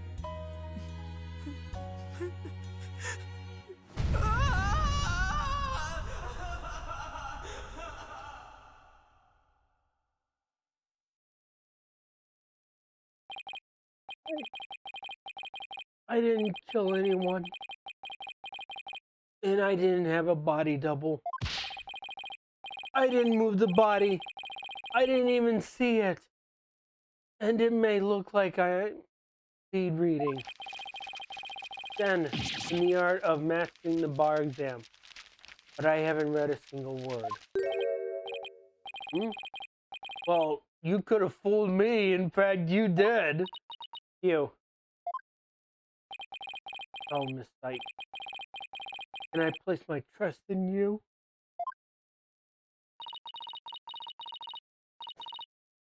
I'm going to save Junie. So yes, you can place your trust in me.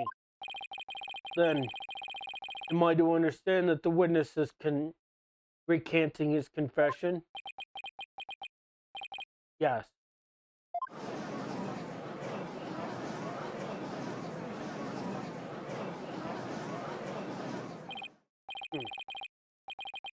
Most roundabout trial. I must prefer the turnabout variety itself.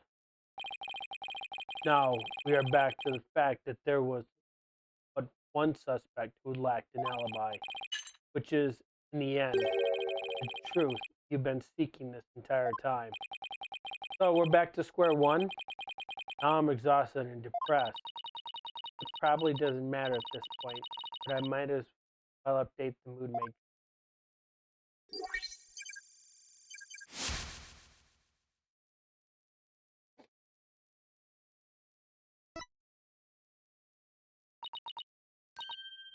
Huh? Does this mean further resistance is futile? The time for Vert is tonight. Objection! Please wait. What sort of devilry are you up to now? What if our client wasn't the only one without an alibi? The trial would continue, right? Well, yes, I suppose it would.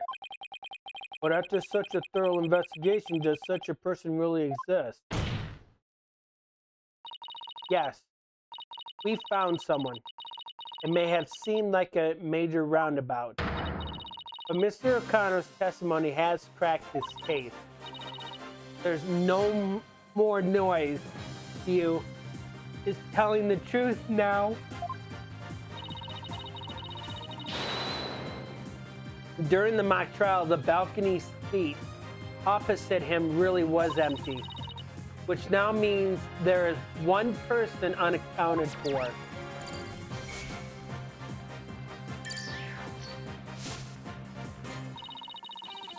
Besides Junie, the only other person without an alibi during the mock trial is... Are you ready for this one, Di?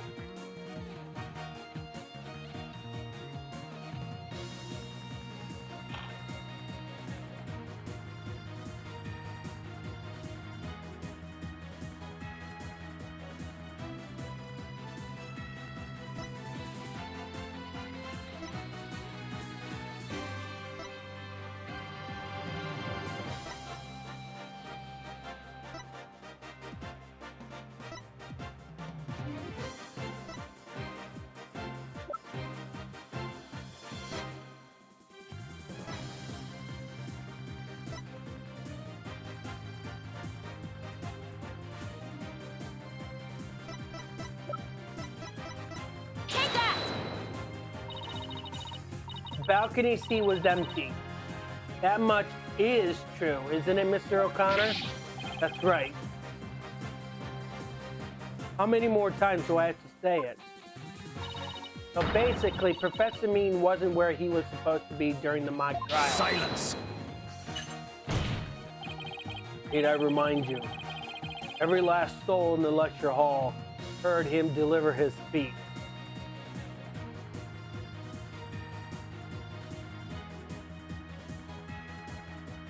Objection! I know, and that's not in dispute here. Huh?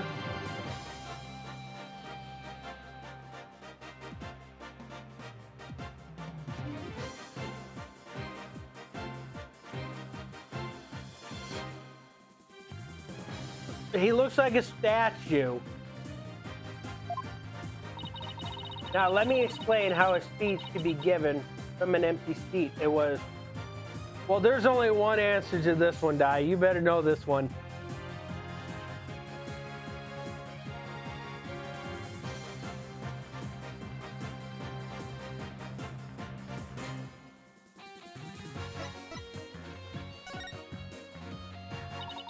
What if the speech was pre-recorded?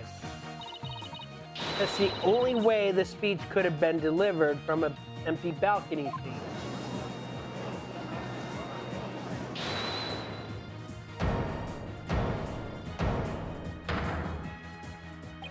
Wait, are you accusing Professor Means? That's insane! I mean, he's the one who gave me the tape recorder. He fabricated it. Take this to the police, he said, and tell them you found it. What? Really? Wait a second. Mr. O'Connor, did you just say that Professor Means gave that phony recording to you? Phony? The defense will refrain from hurling unsubstantiated allegations. Well, I said he gave it to me. But what do you mean it's phony? Wow. Who could have seen this development? tape recorder updated in the court records. Identified as a fake, Professor Mean used Hugh to pass it on to the police. The voice sounding Uric Goner as recorded on this tape was dubbed onto it using a line our client said in the mock trial video. Boy, this is an extremely crucial piece of evidence.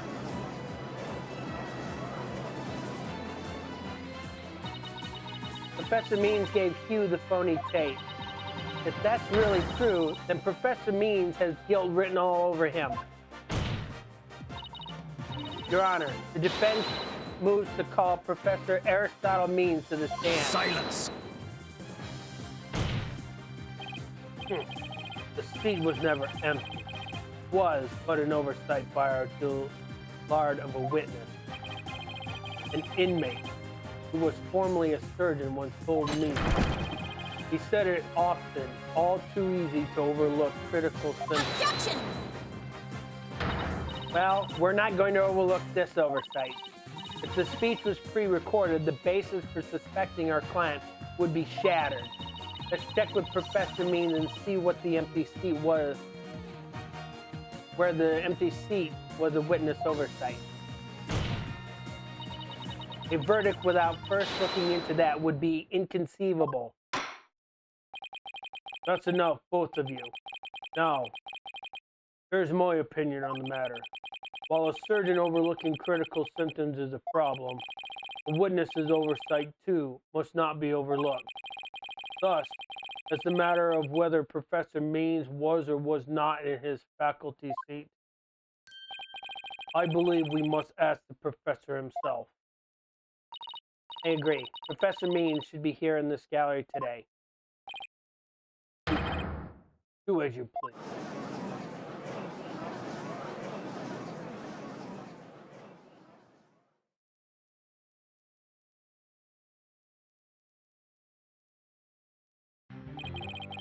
Will you please state your name and occupation for the record? Certainly. I'm Aristotle. I teach the lawyer course at Famous Legal Academy. Let me add that while I welcome any opportunity to assist with the trial, I don't care for this undue suspicion. Don't worry, Professor. We're just interested in the mock trial video right now. We just need to take another look at the speech you gave. We count on your cooperation in this. Very well. If that's all you're interested in, please proceed, Miss Knight. We need to find some sort of evidence that shows this speech was pre-recorded. All right. I believe we're ready. Let's roll the video.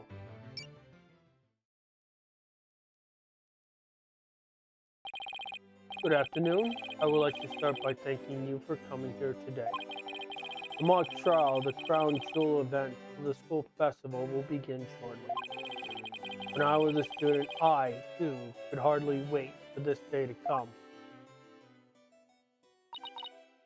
Oh, I've forgotten how long and boring his speech was. Wake up once this is over. Wake me up once this is over. Hey, no fair. The experiences of our youth had a powerful and profound effect on our adults.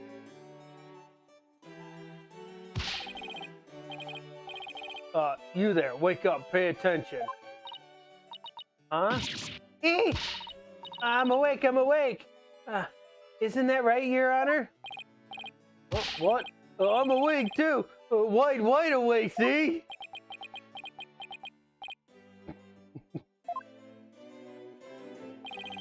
Once again, our pure white lady justice will be watching over all of you today. Pay attention and you may make a difference one day. Now, let the mock trial begin.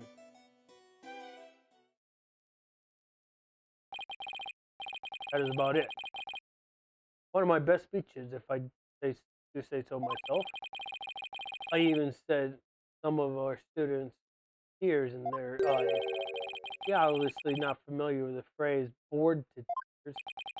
Listen, Sykes-Dono, if you have subjected me to this epic study in Indium without purpose, Taka will feast on your tongue after I've cut it out. Eh? But you were asleep the whole time.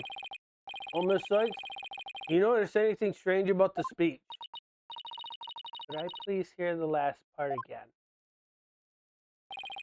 Once again, our pure white lady justice will be watching over all of you today. Hold it! There, I finally found what we needed.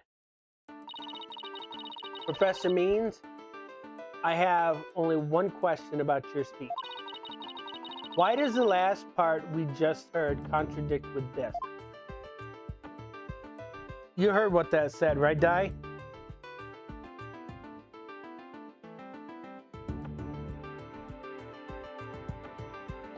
Hold on a sec. I have a bot to get rid of.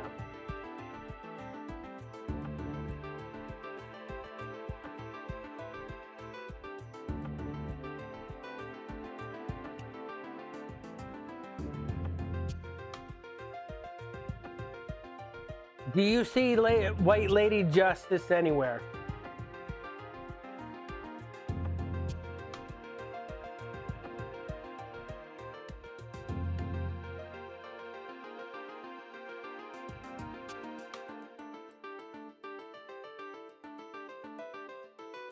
Take that!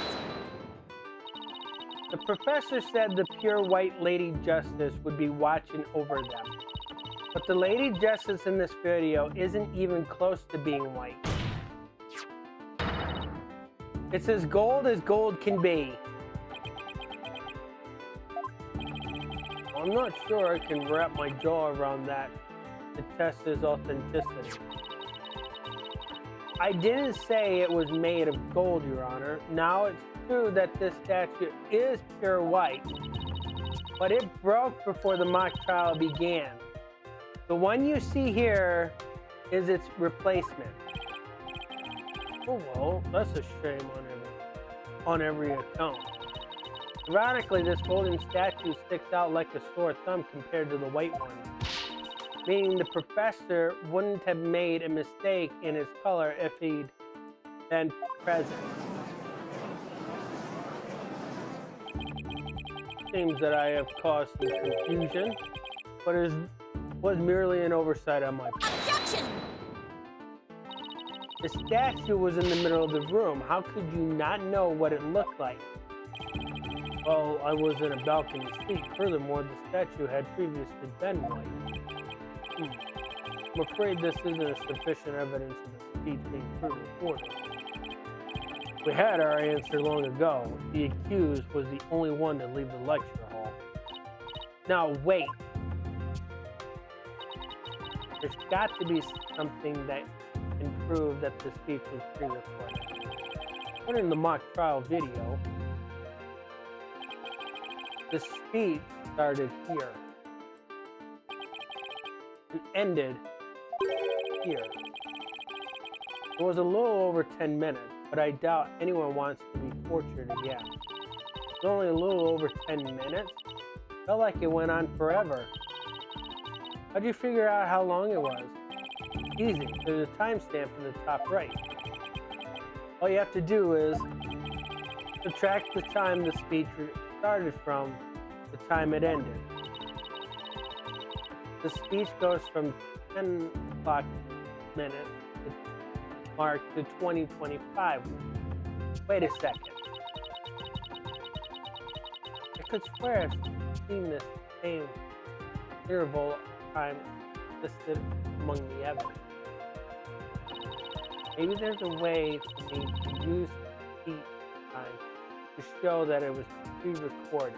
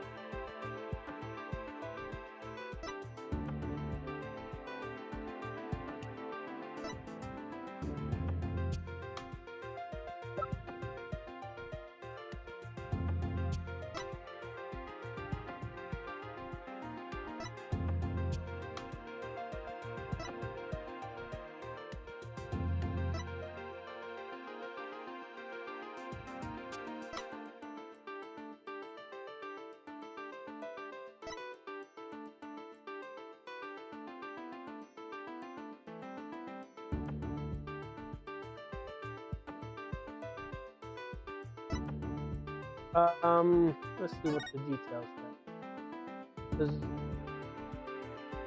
There's a voice shouting you're a goner belong to Juniper Woods. There's also a voice of the perfect match. Note 1, testing is underway regarding signs of post-recording edit. Note 2, the tape has been 10 minutes 35 seconds of noise requiring further testing.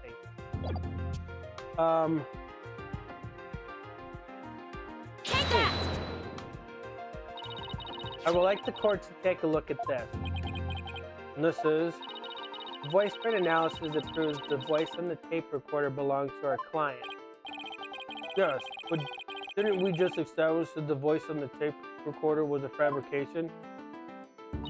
We did, but what I'd like to focus on is the noise that is also there. Noise? Yes, the defense believes resulted when the tape's previous recording was erased. And what do you hope to prove by that? The length of the noise is what's important. It's 10 minutes and 35 seconds in all. And what did the timestamp read at the moment Professor Means began his speech? That would be exactly 10 minutes. Now, let's fast forward this long-winded exercise and boredom to the end. Okay, stop. The video timestamp now reads 20 minutes 35. Based on this, we know the time it took for the speech alone. Right, subtract 10 and you get 10:35. 10 minutes and 35 seconds. Right, 10 minutes and 35 seconds. The same as the noise on the tape recording. I assume you all understand what this means. Professor Means' pre-recorded speech had been where the noise is now. Silence.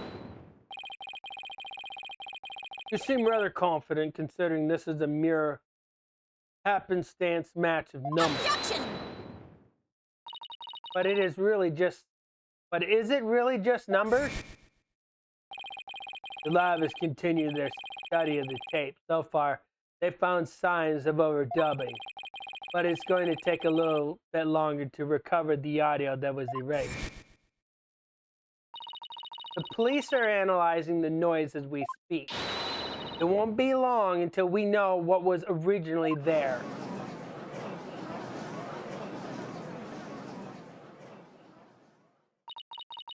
Now I'm sure of it. The professor was trying to create an alibi with the recording by pinning the crime on Junie. Well, he's not going to get away with it.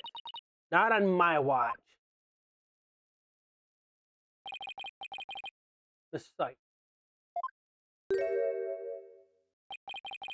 I believe you are well aware of my methodology.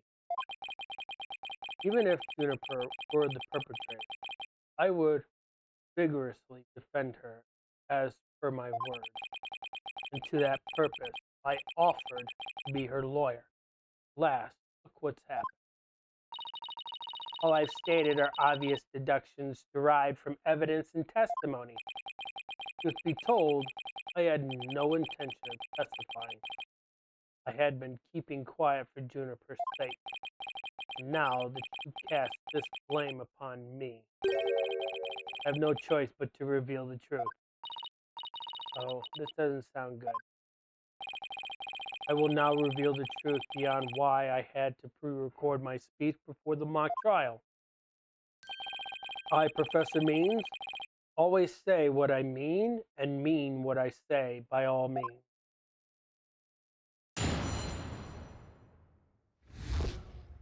Professor Means' testimony. The defendant came to me with what she said was very important, and by necessity, he asked me to pre-record my speech to come to the audio room during the mock trial. Juniper confessed to the murder and asked that I get her declared innocent in court. She also said I'd become an accomplice after losing my alibi due to the pre-recording. When I said I would protect Juniper, I meant it because it's the main thing to do. Oh my! So you're saying the defendant threatened you? This has to be a lie. I mean, everything about it lines up too perfectly to be true. On this most consequential of occasions. Let me be completely frank with you. Juniper has truly taken to heart my teaching that states the end justifies the means. I don't believe you. When she asked me to defend her, she said I must also prove her two friends innocent. Two friends? Witnesses? Correct. Leo Carson and Robin Newman. It was to ensure all three walked free. All three would achieve their dreams. That was the result Juniper was seeking. She was even willing to threaten me, her own professor, in the end. You, no doubt, had high praise for her ruthless tactics. Yes, well, this is why I vowed to vigorously defend her despite her threatening me. There was a time when lawyers merely sought the truth. They wished for victory in court. But alas, those days are over. Now in the defense of justice, order and all that is good, the end justifies the means. I am so sick of hearing that phrase. So it truly grieves me so. I must tell you this. Forsake the truth. It's victory you seek. Steel yourself for this new courtroom reality. That does it. He's going to regret dragging those dismal, depressing ideas in here. Since he's already surrendered to the dark age of the law, it's up to me to fight it. Why so silent? I don't know. Something the matter? This is a court of law. It's no place for a long-winded talk about idealistic principles.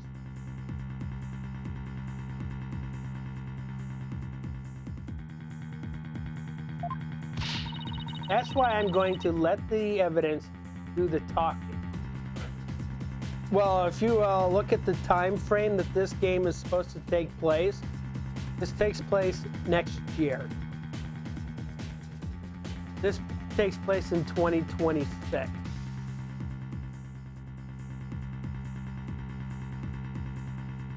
Because Apollo Justice took place in 2025, which is this year.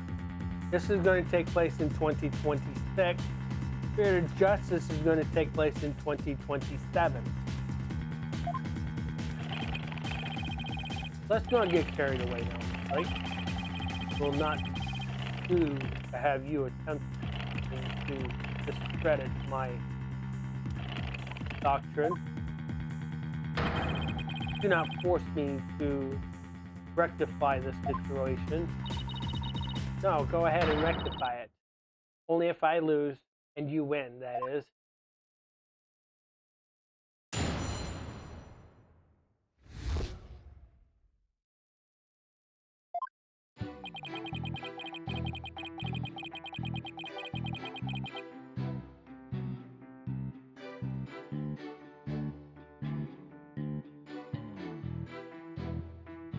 Hold it!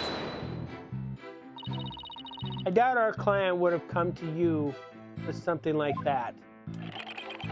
You have a point there. If only Professor Cord had been alive, I suspect Juniper would have gone to her instead. So our client came to talk to you after Professor Cord was dead? Let's go through this step by step, shall we? First, Juniper came to me that day.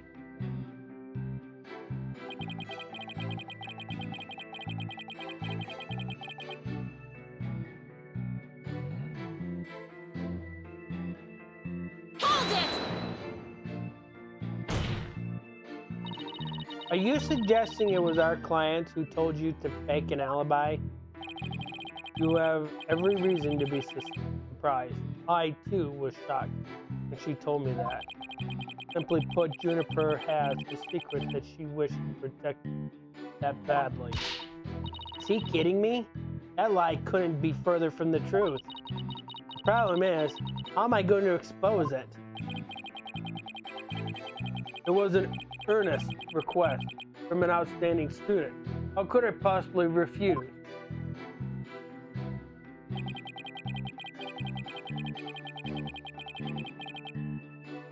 I'm going to take a guess and say those glasses on his nose are not for vision correction.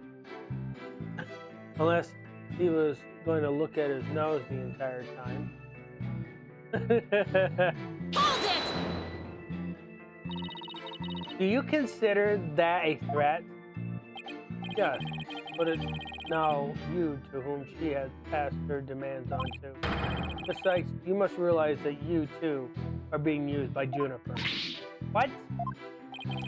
Your Honor, I ask that you, too, do not let her feign weakness and innocence fool you. Juniper Woods is quite clever and extremely tough.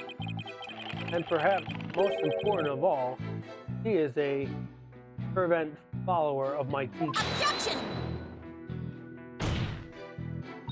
Your Honor, the witness's testimony is nothing but an attack on our client's character. Very well, objection sustained. So be it. Nevertheless, the fact that she threatened me is immutable.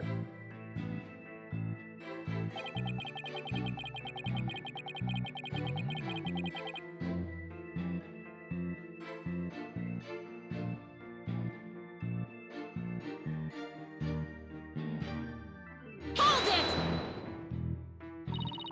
Could you overlook? How could you overlook such a threat? As a teacher, it's your duty to discipline students. Yes, well, perhaps I do have some serious reflection to do on this matter. I suppose it was just wishful thinking on my part. Wanted to believe that Juniper hasn't actually committed murder, and that she hasn't meant to threaten me. Really? Please do explain. Long have I waited for a student who would embody my teaching. Does the witness realize what he is saying? Surely you must see the true meaning in my words. I am merely saying true to what I teach. The method's but a reflection of the time. Oh wow, his way of thinking is really warped. But I haven't heard any consistencies yet. I wouldn't be so sure. Really? The more he tries to avoid logical inconsistencies in his testimony, the more likely we'll see inconsistencies between his actions and words. It is a dark age in which we live, and there is much I would like to say on the matter.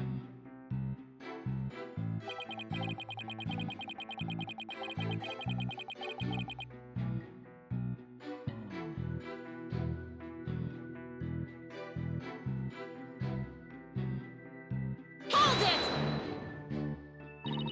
You were trying to protect our client? Yeah, right. He'll say anything to pin the blame on Junie. What a frightful look. I would have asked that you would not glare at me so. I have nothing but admiration for how Juniper was willing to go as far as to threaten me. That is why I am protecting her by any means possible. She has been a model student. Liar, you're trying to pin the blame on her. How am I going to show that what he's saying isn't what he's really thinking? You cannot possibly overturn my claim. So isn't it about time you admitted defeat? After all, if my unsellable logic is not true, then what is? He thinks I'm going to give in to his pack of lies. He's got another thing coming. I'm going to find a hole in his story if it's the last thing I do. Even though he's rotten to the core, he's a total pro. I mean, that all made perfect sense. Yeah, but you can't believe a word he says. He's making this up as he goes along. He'll trip on his own words yet. Time to see how consistently the professor's testimony matches up with his actual action.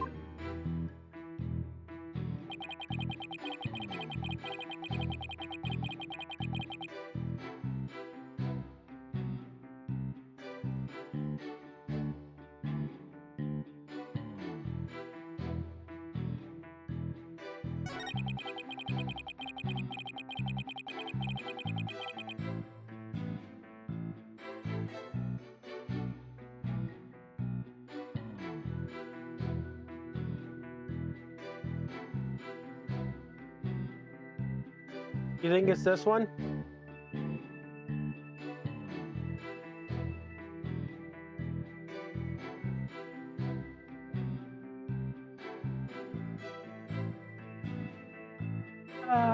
Let's see.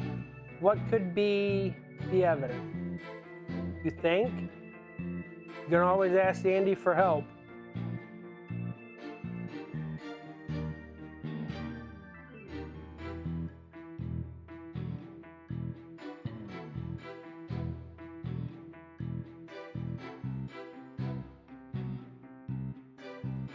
Fifth day.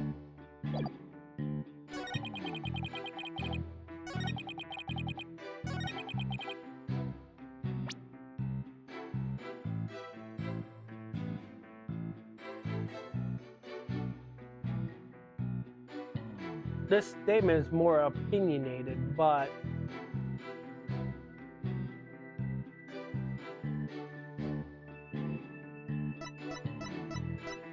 Objection!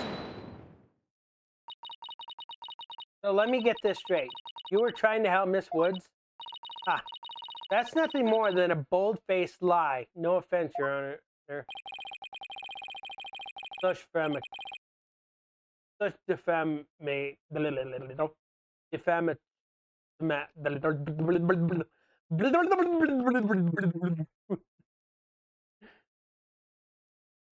defamation of my character and your hair follicles, Your Honor. It is an outrage.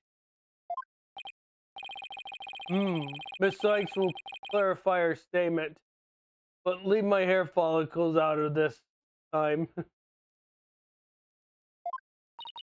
Yes, of course, Your Honor. Now, please take a look at this. The witness gave this tape to Mr. O'Connor. Then he slyly whispered, "Take this to the police and tell them you found it." There was no whispering, slyly or otherwise involved. I simply did that out of kindness. Objection! The tape contained our client's voice. In short, it is incredibly damaging evidence. Why would it even exist if the witness wasn't trying to pin the murder on our client? They say the road to hell is paved with good intentions, but not yours. You never had good intentions. Only lies to protect yourself with while blaming others. You, Professor, are the embodiment of the dark age of the law.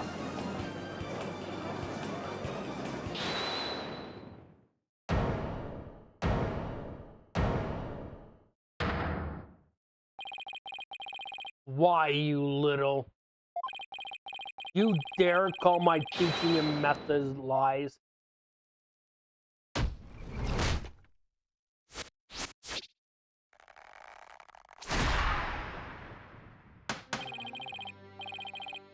Famous Legal Academy is a proud institution. It's the most powerful in the world. You know what this means? We're gonna get lectured. We're gonna get lectured hard. Are you ready for the lecture?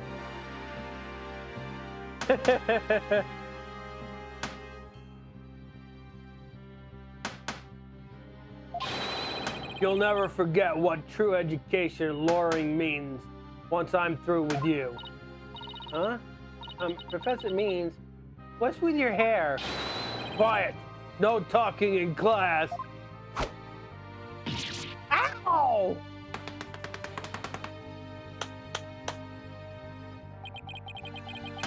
Eyes and ears up here, everyone. Homeroom is now in session.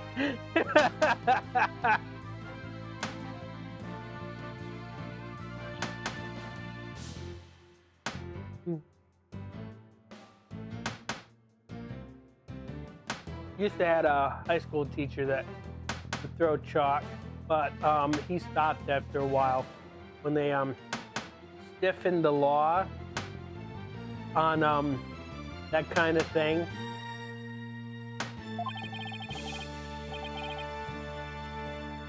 Yeah, he threw erasers, and he eats the chalk. The eraser is soft and plushy, so it's not gonna hurt.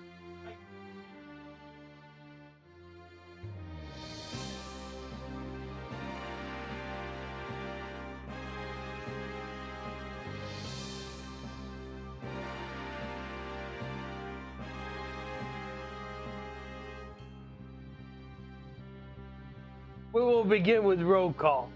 Diocese.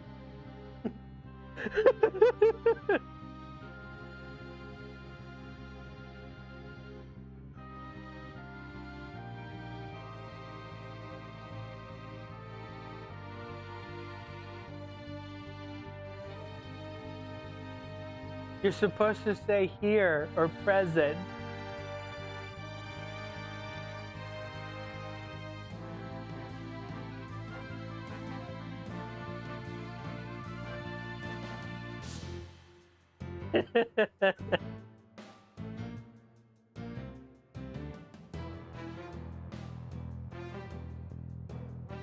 A theta site. Huh? Oh, here? Apollo Justin. I'm fine. I mean, here. Cool. The proper response is here, without any extraneous information. Ouch! I mean, here. Next, Your Honor. Here. See, class? That's the proper way to answer. Simon Blackwell. I said Simon Blackwell. Are you here or not? There's always one, isn't there? Well then, I'll just mark you absent. Now, get out of my class this instant. Get out? Very well, if that is your wish. Who am I to defy my homeroom teacher?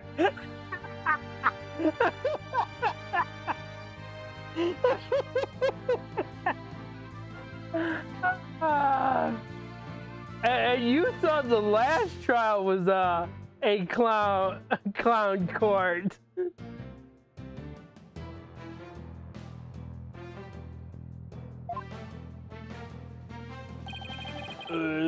Is that such a good idea? Prosecutor Blackwell is free of his shackles?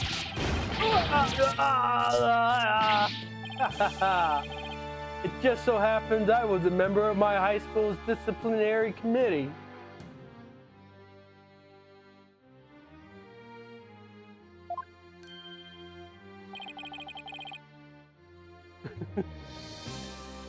But is that really so shocking? Constable Larry lapdog, the teacher's pet. What a mealable mutt you are, Fulbright. Very good, Bobby. You just earned a gold star and a promotion to a disciplinarian. All right, class is now in session. Why do I have the sudden urge to go to the nurse's office for the stomach ache? How about you, Di? How do you feel at the moment?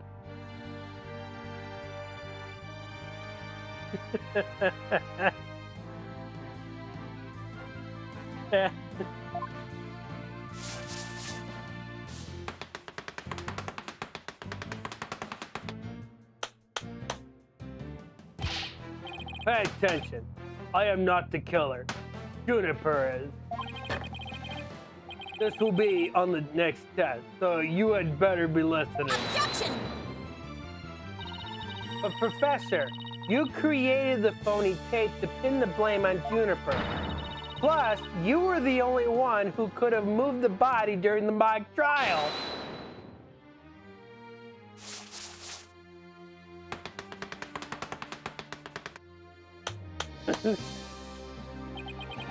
Athena, you disappoint me so. To think you would label me a murderer. I was not at school. Now pay attention. The murder occurred on the 23rd between 6 o'clock and 8 o'clock p.m. But I was already at home by the time. So how could I have been involved in this crime? Objection! Professor Means, can you really prove that you had already gone home by that time? Can you prove that I was still at school? No. No, I can't.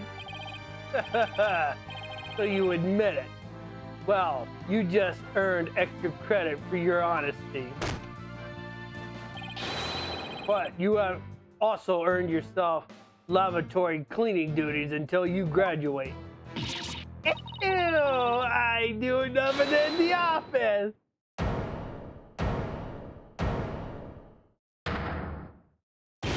No, wait, man! I totally object! Robin? I can't believe I fell for the professor's silver-tongued lies. Why you? How dare you talk about your teacher like that? Phoenix, it's not you. I'm not listening to you anymore, man. No way, no how. Now, I have a confession to make. You know those two statues that were on stage? I didn't make them at all by myself. The statues on stage? Do I want to know where this is headed? I was able to finish one of them, but the last bell rang before I had time for the other one. So I asked Professor Means to make it for me. In other words, the professor was there on the stage before the last bell. Right, and it would have been way past 7 o'clock p.m. before he could have finished. Professor Means was still at school? This is incredibly important testimony. Looks like we have proof that he was still at school now, don't we?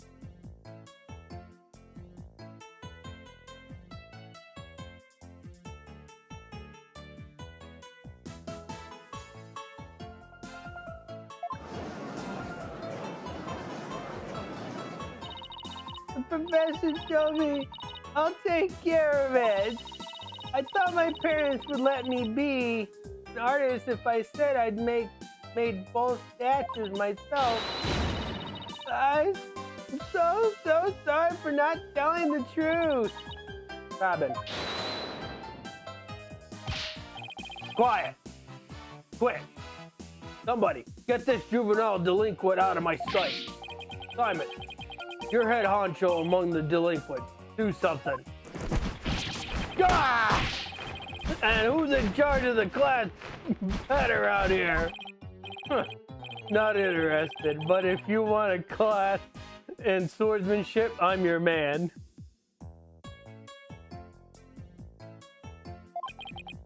Of course, only real blades will do.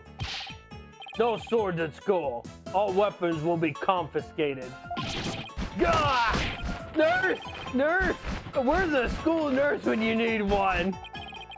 It would seem Sykes Dono seeks a showdown, Professor. In which case, you would do well to draw your staff. Quick as lightning. Very well. Then I will just have to prove my innocence myself. He said no pets allowed. That is probably just looking at the chalkboard and is like, really? The real lesson begins in second period. Prepare to be served, old school style. What does that mean? Oh, never mind. Your testimony, please.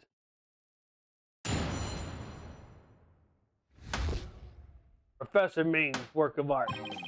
Now pay attention. Robin took over half a day to complete one statue. I, however, finished most of the other statues between 7 o'clock and 8:30 p.m.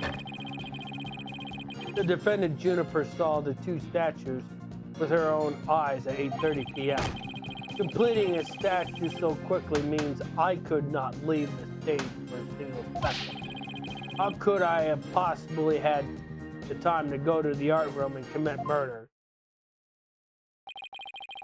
You're saying the defendant saw the finished statues? Precisely. She said so herself at the detention center yesterday. Her defense team was there and heard her say so too. Don't try to deny it now. That evening, I went back to my dressing room to get something I'd forgotten there. It was well after the last bell rang. I'd say maybe around 8:30. That's when I noticed that both stage statues were finished. They were quite large, and they were each covered with a white sheet, but I could tell. Oh, right. The professor was there when that matter came up.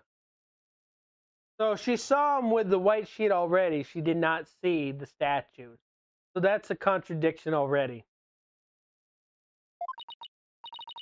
Before I address the professor's charges, I have a question for Robin. How hard would it be to complete a statue like that in 1.5 hours?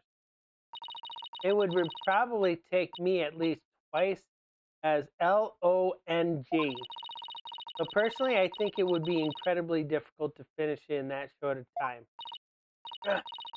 Didn't exactly help our case. But he won't get off that easy. He's bound to stumble over his own slippery means.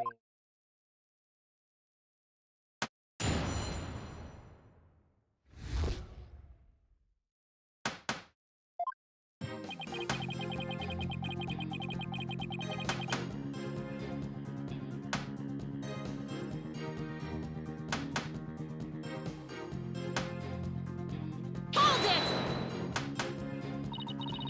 Miss Newman took over half a day? Can you please be a little more precise than that? What a wonderful question. He was having quite a tough time, you see. Prosecutor Gavin's statue alone took her from the morning hours in the evening. Well, it is a rather large statue. Oh. Don't be silly. It merely exposes the difference between student and teacher.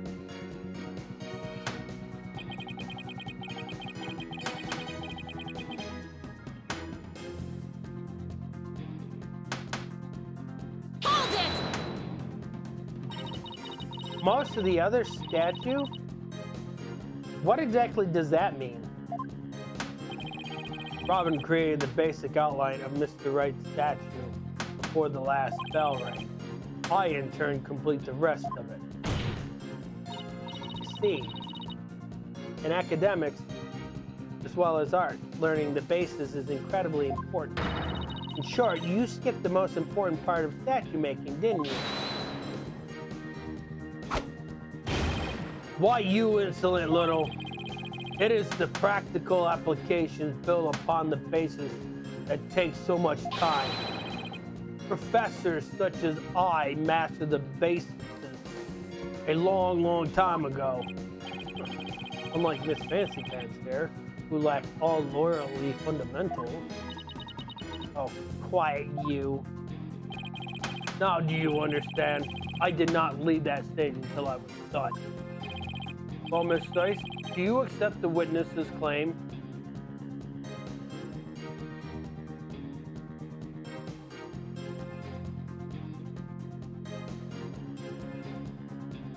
You're going to accept his claim? You're going to say yes to this, huh?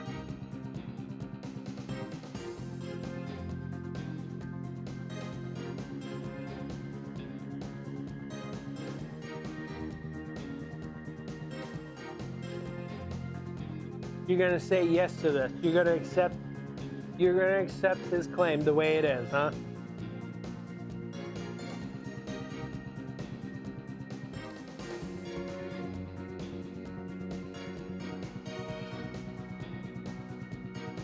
Okay. I've tried everything, but I still can't prove anything. I guess I concede. I couldn't hear you. Say it louder this time. Ugh. I concede that Professor Means never left the stage. That's right. What took you so long? I was there at the stage the entire time. Couldn't possibly have committed the crime. Not gonna give up. I'm afraid I have to side with a witness. And unless you have any further objections, I'll have to put this issue to rest. Objection! Not yet.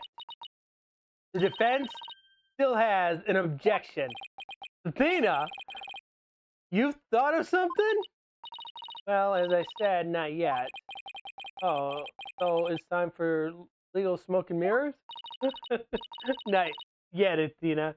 It's not yet to quit. Not yet time to quit.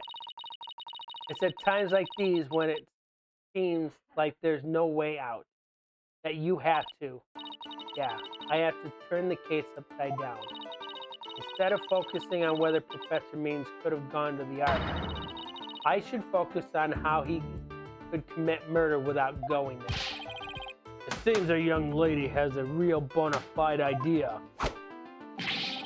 But I'll use any means necessary, even casting stones, if it'll distract her. Ah!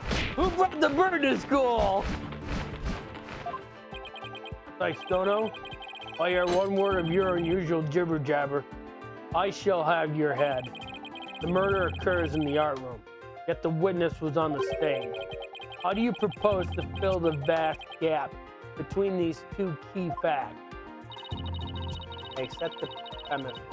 The professor was on the stage the entire time. The only other answer is that we got something else wrong. Wait, that's it. Every last one of us made a huge mistake.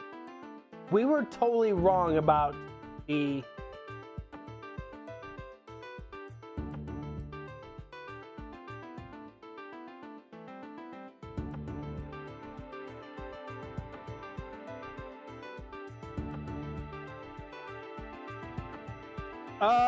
no, actually we weren't wrong about the murder weapon because it states it in the autopsy report.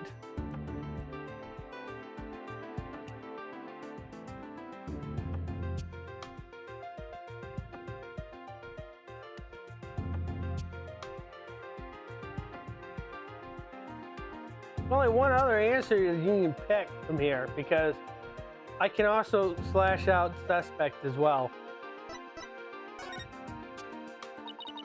If Professor Means was on the stage the entire time, then he must be the killer. Ridiculous. The defense has been utterly incoherent. Objection! No, it's just the murder wasn't committed where we thought it was. Continue, Stono. Okay, the murder was actually committed here. Where is it?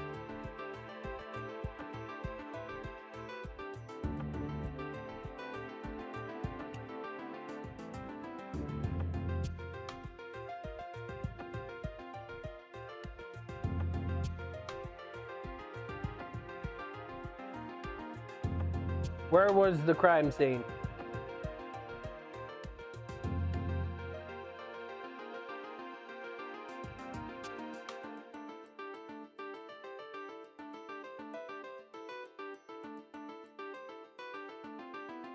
Take that! The greatest riddles of this case has been how the body was moved from the art room. But if the murder occurred on the stage, that means the body was never moved at all.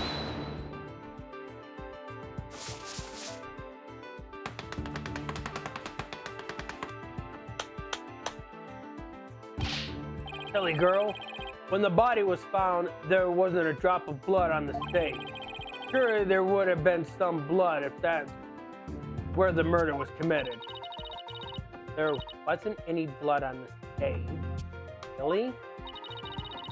But there was something on stage at the time of the murder that's now blood stained.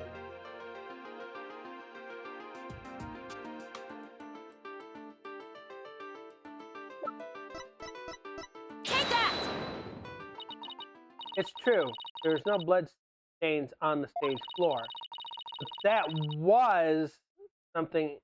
But there was something on the stage that did have a blood stain. And that would be this school banner. No blood would have gotten onto the floor if this were under the victim when she was killed. Oh my, that's quite a compelling theory. Silence. What is it now? My theory makes perfect sense. That was a pathetic attempt. You must put every inch of your body into your attack. The autopsy states that the cause of death was loss of blood. Yet, only a trace amount was found upon the banner. Where did the rest go? Where did it go? Blood getting on there when the body was moved by wire makes more sense than not.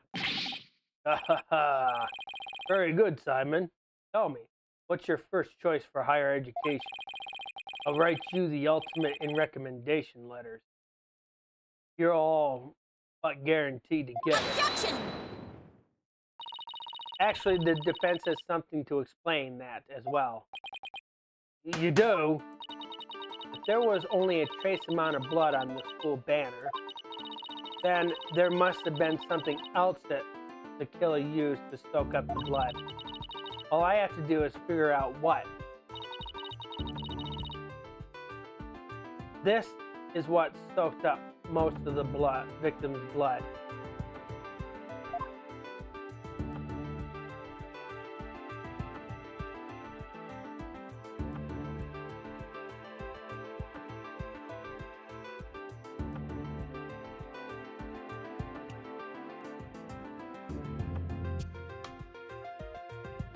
Can you see it in the picture?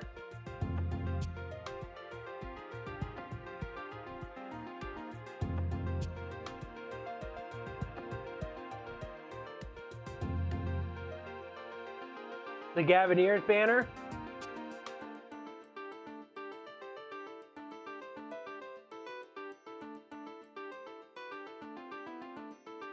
Take that! Why, it looks like there's some other piece of fabric on top of the school banner. It's a Gavineers banner that had been specifically made for the school concert. Since it's on top of the school banner, the blood would have hit it first. It could have easily absorbed most of the blood like a dishcloth, and only a small amount would have soaked through the school banners below. So it makes total sense for the school banner to only have a little blood on it. So the banner absorbed the blood like a dishcloth? Yes, that would explain it. The Gavineers banner was like a dishcloth? Surely it was at least towel quality.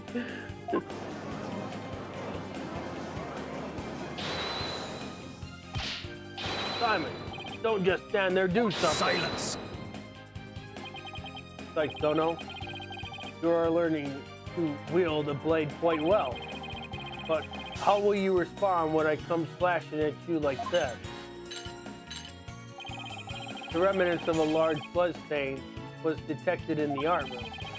But why would there be blood there if the murder occurred on the stage as you claim? Objection! The blood stain in the art room was fake. How? I'll tell you how. All that was needed was something that could transport the blood upstairs. And that something was a piece of evidence we just finished discussing. The killer used this to bring the victim's blood up to the art room.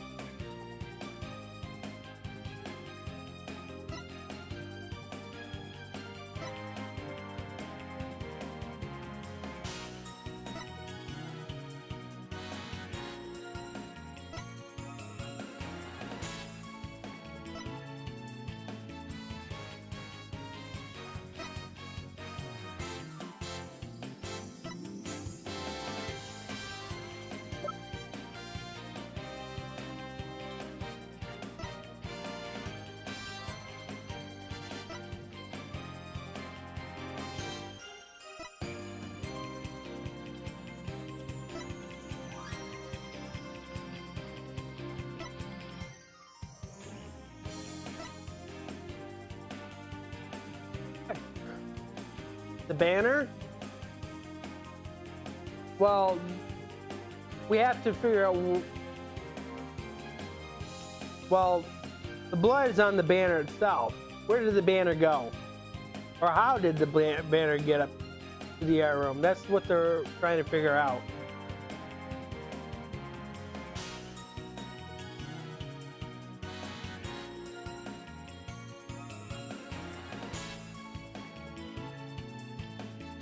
Let me go through it again.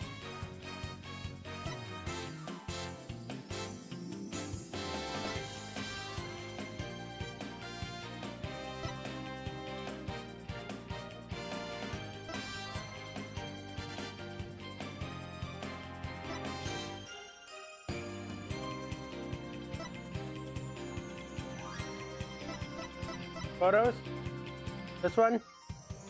I'm assuming Andy told you?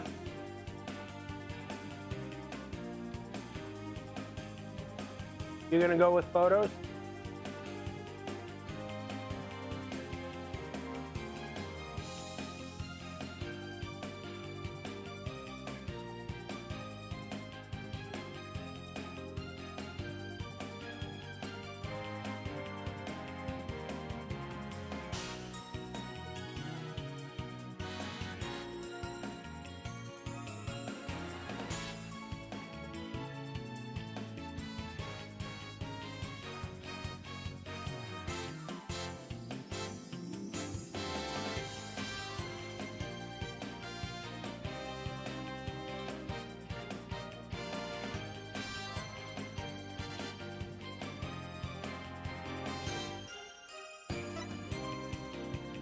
Fragments? Is that what he told you?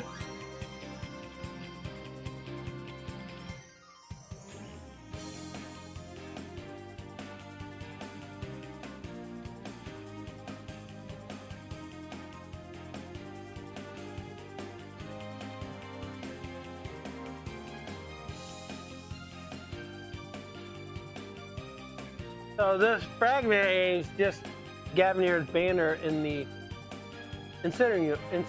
Take that! To think you'd stoop so low as to present your garbage to this court. It's only garbage because someone tried to destroy it by tossing it in the incinerator. That someone was most likely the killer seeking to get rid of the crucial evidence. The killer used the wire to bring the blood-soaked Gavinier's banner to the art room. Then the blood was wiped onto the floor to complete the route. Makes perfect sense. Ugh. Ah!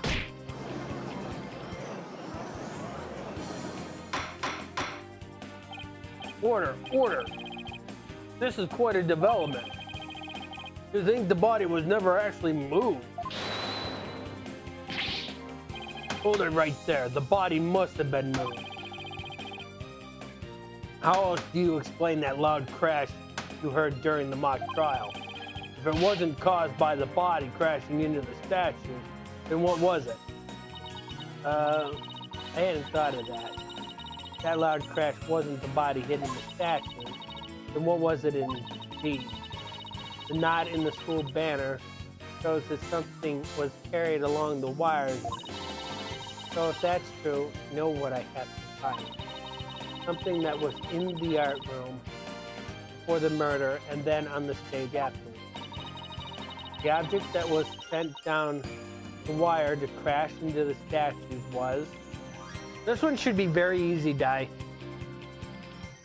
This is very easy.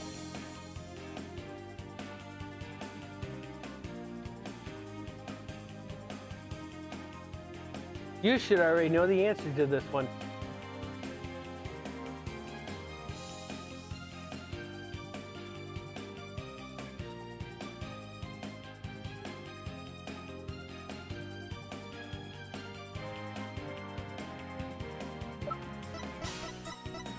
Take that! That statue? Yes, I believe it was this statue that broke the other two, not Professor Court's body. The unique statue you see on the right, that's the pure white lady justice from earlier. Professor Court accidentally broke it while she was polishing it the other day before the mock trial. But she used her own unique artistic sense and technique to repair it as you see it here. Nobody would have guessed that it was originally Lady Justice. Silence! Perhaps you are onto something. Why, pray tell, would anyone move this scrap heap relic in such a tedious manner? Excellent question, Simon. Keep them coming. You know why? But the fact that you won't acknowledge it shows how twisted you are. Lady Justice was moved during the mock trial. During the time, Professor Means was fabricating an alibi with his pre-recorded speech. If we consider the fact, then Lady Justice was moved in order to... One of these makes sense.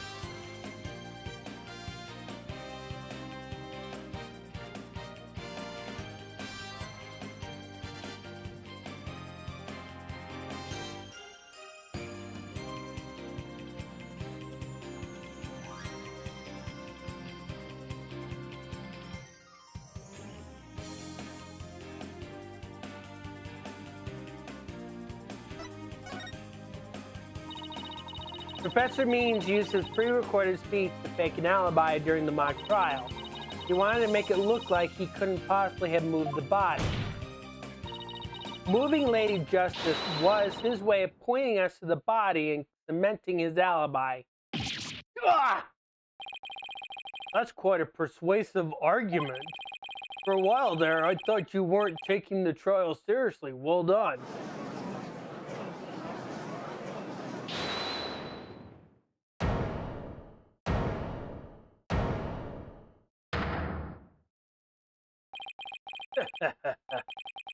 You should never underestimate. Like, Professor Means always means what he says and says what he means by all means. Fine then. Say it already. I'm waiting. The murder occurred the night before, but the body wasn't found until late the next day. Countless students passed the stage till they met in the lecture hall for the mock trial.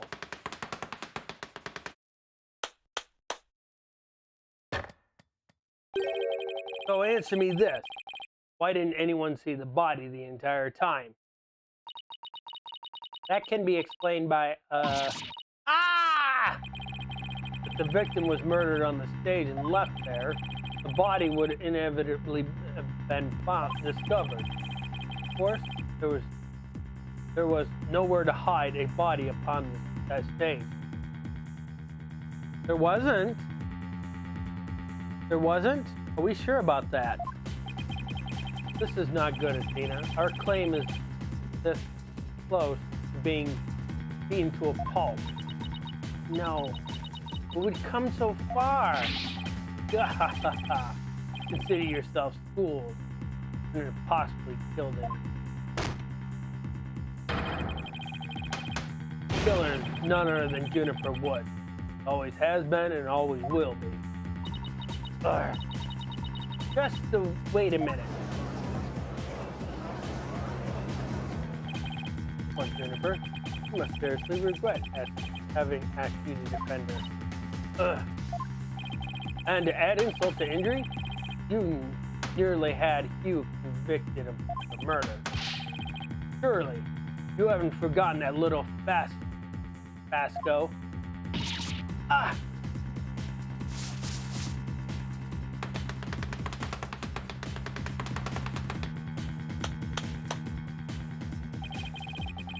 Not only did you fail to defend your client, you also raised false charges against her friend. You have no right to call yourself a lawyer.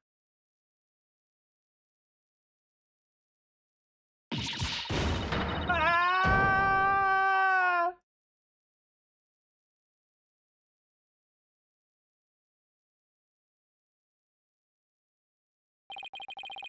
But if this trial proceeds in the same manner and ends in the same way as this mock trial, would you not lose everything you've worked so hard to gain? Well, I'll just have to make sure that doesn't happen then, won't I?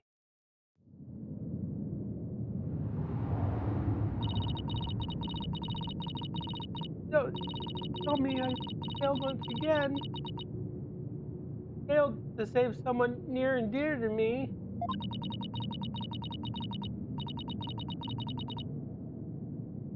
I've worked so hard to become a lawyer.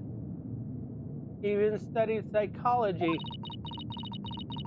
Has it all been for naught? Am I just doomed to relive that all over again?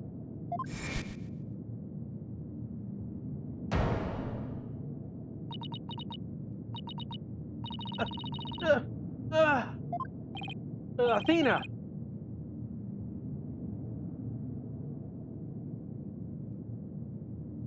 What's wrong?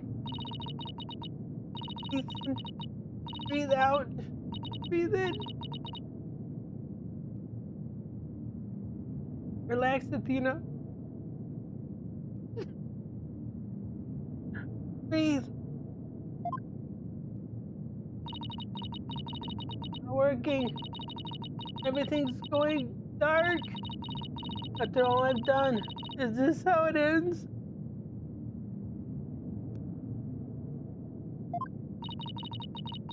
Forgive me, Judy. I couldn't protect you like I said I would.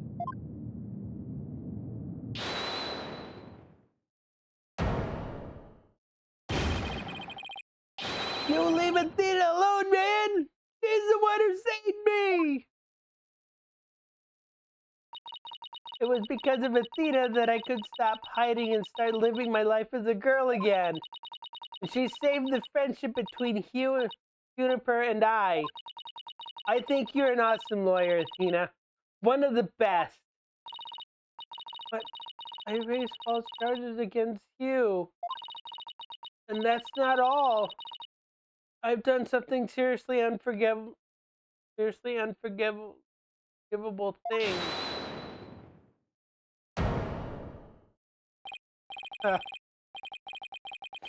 What's the big deal? False charges are nothing to be scared of. And I'm not even mad at you. I should really be thanking you. You use legitimate means to expose my wrongdoings and give me a chance to re-examine what's important. But what does it matter? I can't save Juniper. I mean, the whole reason I've come so far is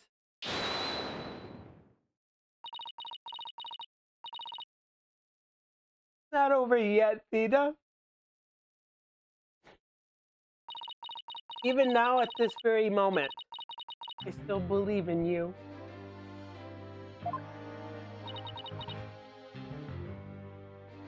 Junie, I know you better than most people, Theta. And I know you'd never surrender to the dark age of the law like the professor did. Thank you, Judy. But I feel like I can barely breathe.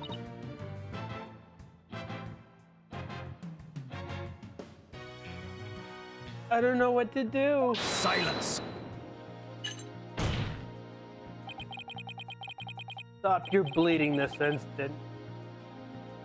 You look an utter fool.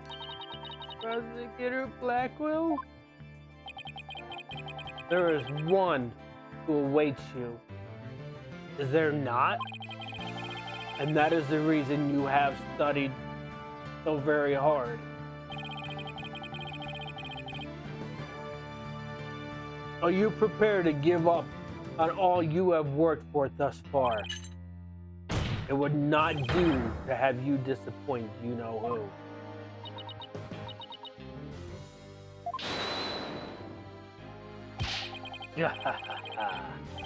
You're wasting your time.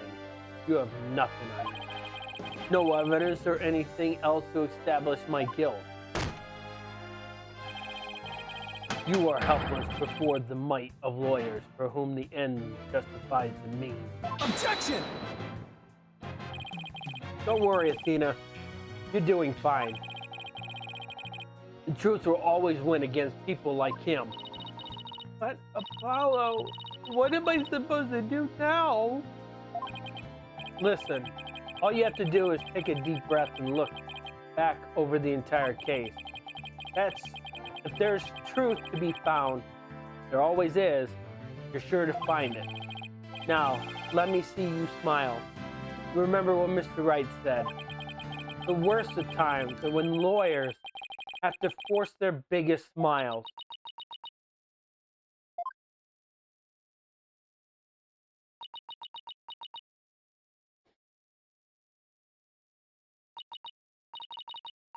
Hey, everyone, you don't have to worry about me anymore. The worst of times are when lawyers have to force their biggest smiles.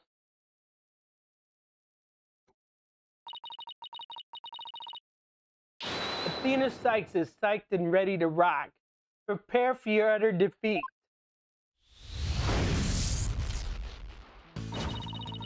Professor Court wasn't killed in the art room. She was killed right where her body was found. We know because there wasn't any time to move the body there for someone else. For somewhere else. That means the body had to have been hidden somewhere on stage until it was found. Let's think about these lines and see where it takes us.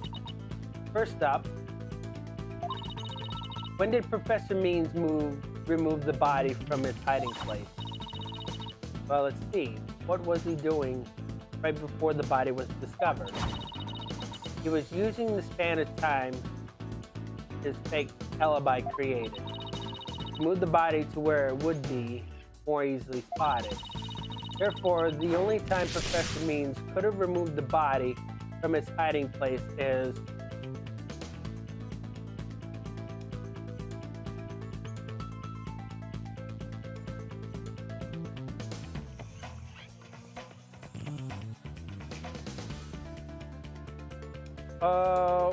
slightly changed it. It would have to be during. It can't be after. It would actually have to be during.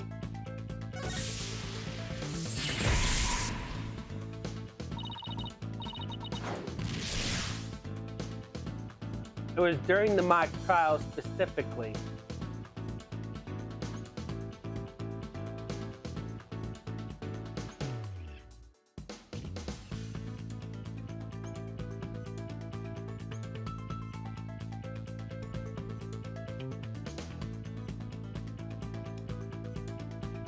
No, it's actually during his speech.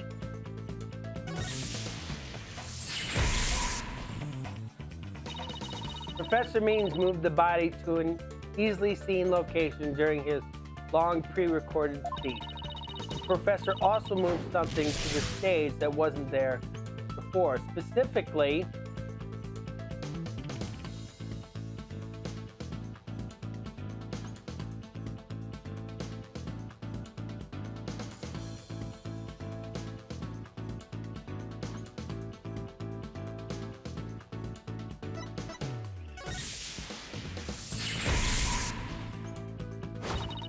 during the mock trial, Professor Means wrapped the white lady justice in the school banner and sent it zipping down the stage with a crash, killing two birds with one stone. He drew attention to the body and made it look like the murder occurred in the art room. But was there anywhere to hide a body on that stage? Doesn't seem likely. No, there has to be someplace. Wait a second. How about something that should have been finished, but was only mostly done? Something was used to cover the body up, but it didn't draw undue attention because it looked like it belonged there on stage. And that way, no one would suspect there was a body hidden inside. What was already on the stage and capable of concealing a body?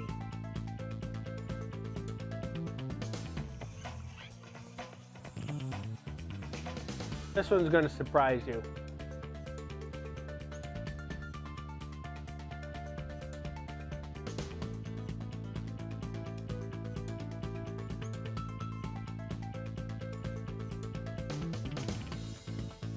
Not gonna be the school banner. This one's not gonna be the school banner.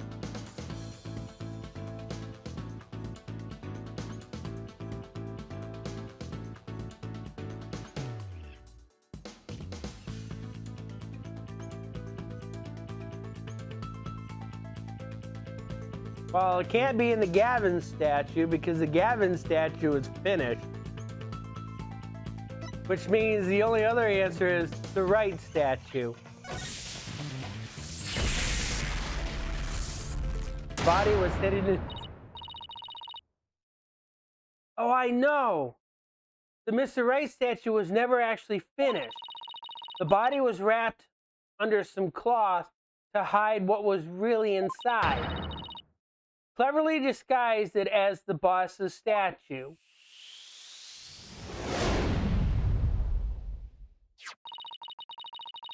Miss Newman gave up on the Wright statue, yet Professor Means finished it in a single night.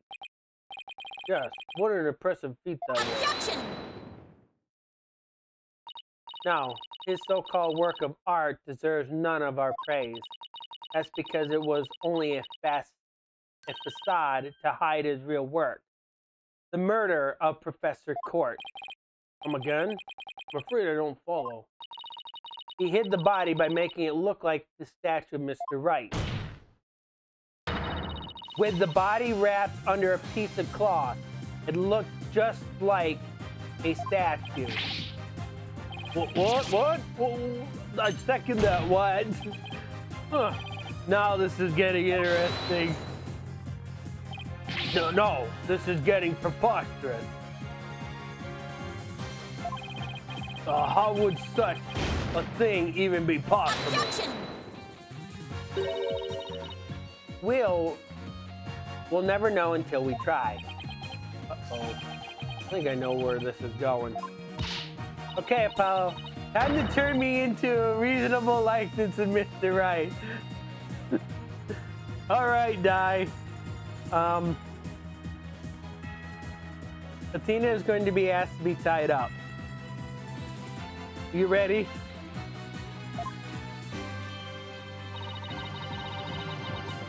I'm going to pose like the statue, like so. Now I want you to wrap me up in a cloth so I look like a statue. I hate to ask the obvious, but where am I supposed to get this magic cloth?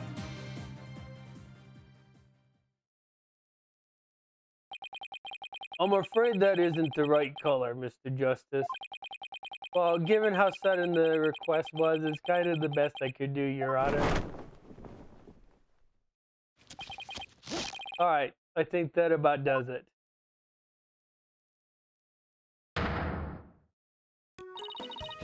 Well, what do you think, everybody? Do I look like a statue of Mr. Wright or what? Looks like some random person to me. Weren't the statues a pair of busts? Phoenix Wright has the spiky hair on the back of his head. Forget the hair, the statue's head is way better than your average person's anyways. You gotta hand it to me for trying anyways. Wait, that's it. The hand.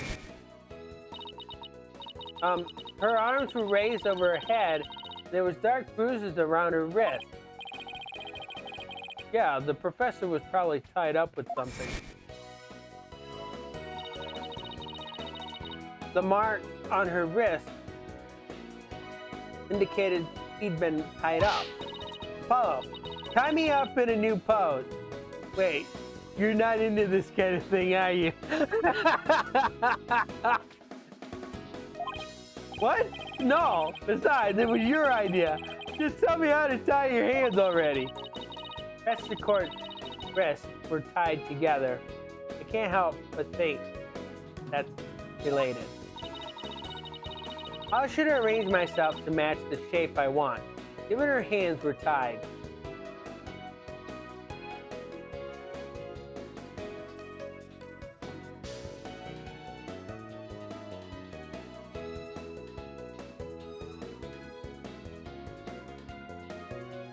Only one of these that actually makes sense. No. She's already in the objection pose.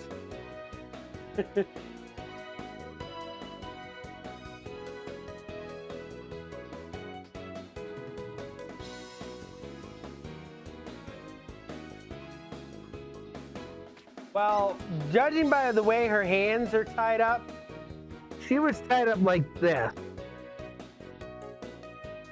Okay, that's how she would generally be tied up as. So it would actually be behind her head. Oh, tie both my hands behind my head. See, this makes it possible to fake the spikes in the back of Mr. Wright's head. Sure, but then what about the statue's arm? With both arms behind your head, you can't exactly complete the pose. Yeah, it would be awfully hard to make that objection pose like this. I can't help thinking you've forgotten something, Athena. Something on the body that you don't have right now.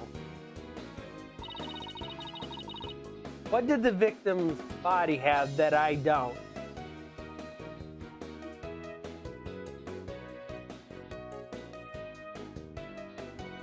Simon Blackwell is like on the other side and says, what kind of clown court is this? This one should be pretty easy, Di.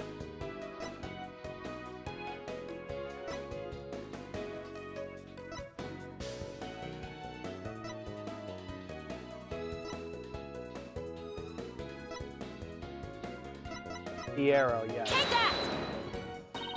Oh, right. There was an arrow sticking out of her side. Okay, Apollo. Take that and plunge it into my side. What are you, crazy? Fine then, go get some duct tape. Rapido, Chanel. Alright, I don't need to know other language to know bossy when I hear it.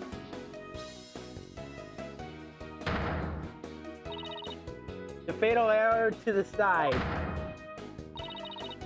Spike hair created from two hands. A masterpiece in the making.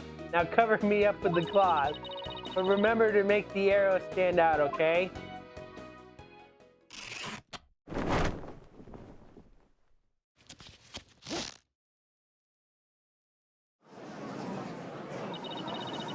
Mommy, the arm's too short.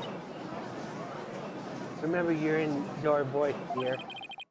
Nobody's buying it. The arrow is nowhere near long enough. But what else could you use for the arm? Still won't give up, eh? I must commend you. If only for your spirit and determination. Of course she's not giving up. After all she's put me through, she owes me an explanation and one that makes sense. No, disappoint me again and the penalty will be doubly painful. Yikes! I guess I better get it right this time. Think, Athena, think. Professor Court was murdered when she stopped by the stage to see Professor Me. He wasn't premeditated. He must have used something close at hand in his little ruse. Apollo, show me those stage setup photos again. Like that? Right now? Okay, hold on. Please, please, please. Please, be in this photo. It just has to be. The arm on the Mr. Wright statue is really this right here. What do you think it is, Di?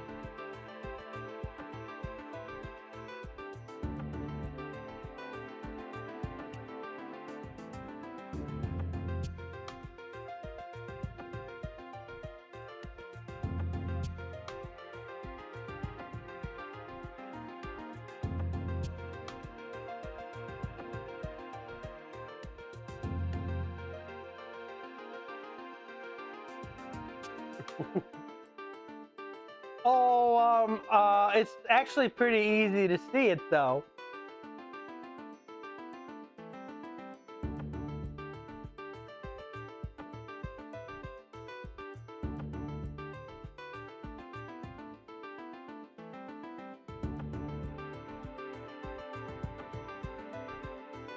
No, that's not gonna help us. Not long enough.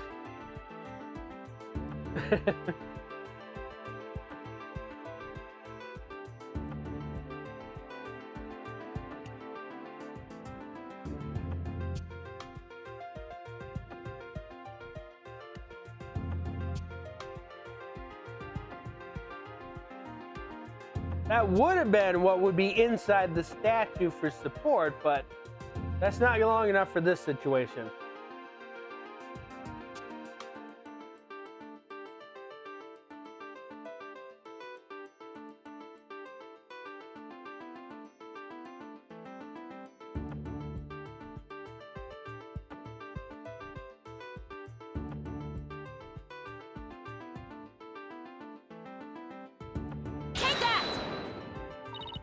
Got it.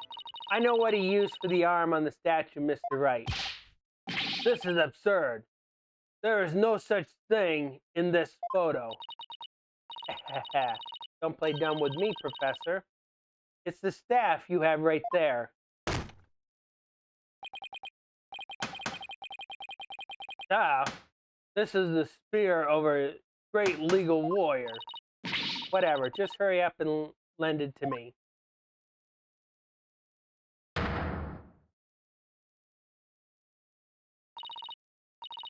The length is perfect. Mr. Wright couldn't possibly object to such an awesome arm. Okay, go for it, Apollo. Sure. I'll give your arm a hand. Cloth binding coming right up.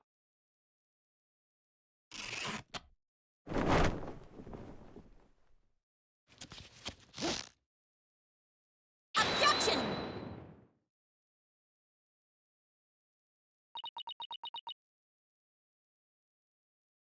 What do you think, Di? Does it work?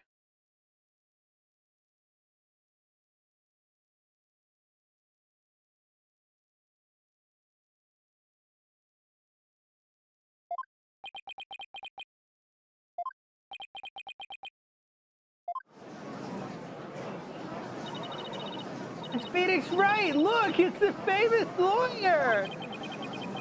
That's definitely him. I know that pose anywhere. We did it! Didn't we?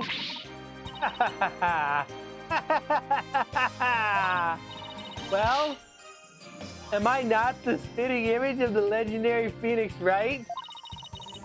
The man who will bring us out of those dark ages and into an era of brilliant golden light. Golden light? All I see before me is the pink specter of a man. That's just because Mr. Wright likes his statue. He's positively tickled pink. Get it, Apollo? He's tickled pink. Blah! That joke deserves a pink slip. It seems the gallery is quite impressed with the defense's sharp thinking. And the witness? Ah, the resemblance is nothing more than a coincidence. Objection! Not so fast there, Buster. Unfortunately for you, I can prove my theory to be more than mere coincidence. To prove that his fear was thrust into the victim, all I have to do is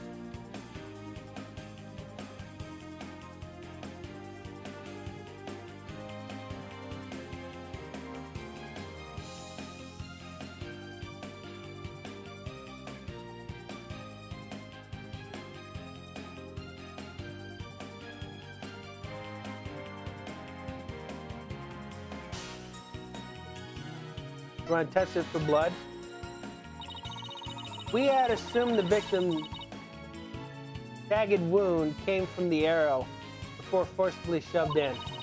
But if the wound was from the spear instead, then we should be able to detect traces of the victim's blood on it. Gah!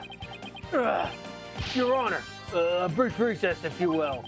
By any means possible. What if I get rid of my spear? Wait, what if I burn it?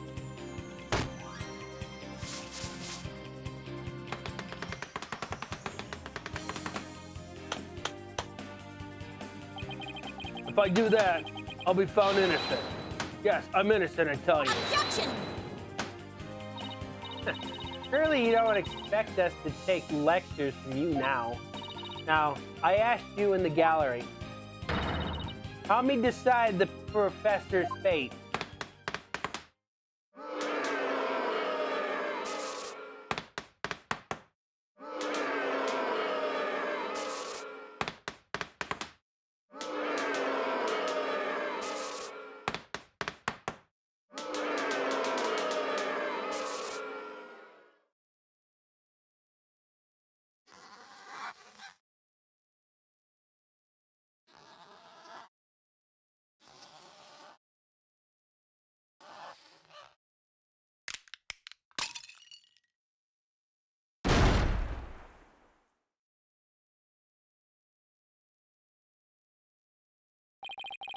Professor Blackwell, what has become of our witness Aristotle Means? It is as Sykes-Stono suspected. Blood was detected on his staff. He has admitted to the heinous crime, all of it. He shall join us in the clink tomorrow. His teaching skills can be put to good use there. Great. He'll teach felons that the end justifies the means. So much for rehabilitation. Can I ask what the professor's motive was? I can't barely make out a word he said on account of his shattered teeth. One of Blackwell's fellow inmates was once a surgeon. Why not a former dentist, too? I eventually had him put pen to paper. It turns out Professor Means was the one taking bribes. The victim had suspected him after a report from the class snitch that led her to question him at length the day of the killing, right there on that stage. The result?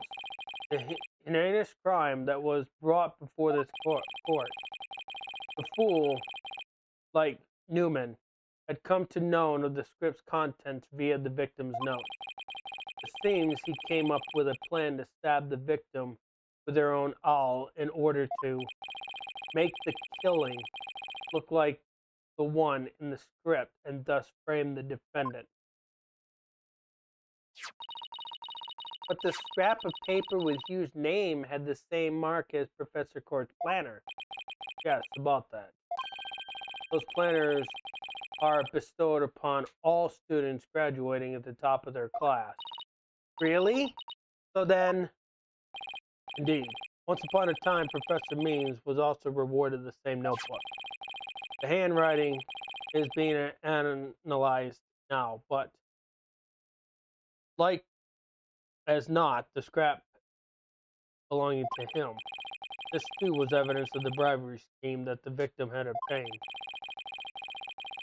Know that Constance Court was clean and that only Aristotle Means took the bribe. I think a professor would murder a colleague and try to pin it on a student. That is, if this is the dark age of the law, then we can only hope that a brighter future awaits. And the first step is to hand down my verdict for a promising young lady. This court finds the defendant Juniper Woods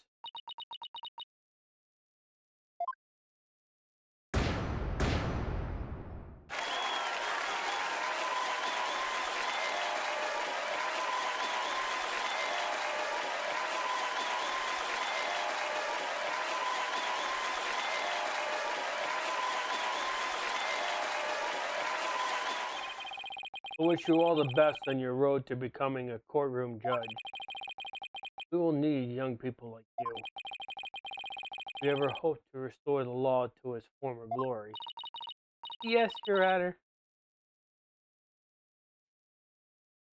I'll work as hard as I can. Maybe one day I'll be able to work with all of you to make a difference.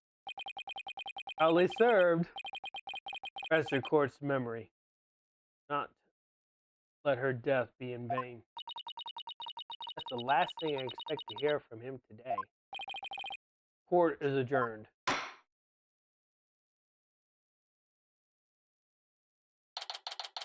October 26th. District Court. Defendant. Lobby number 3. Thank you, Tina. I really mean it. It was nothing, really. I can take the biggest tangled mess case and unravel it like that. I don't know. You look pretty wound up there at the end, literally and figuratively. You look pretty hungry for a knuckle sandwich, Buster. I wanted to thank you too, Apollo.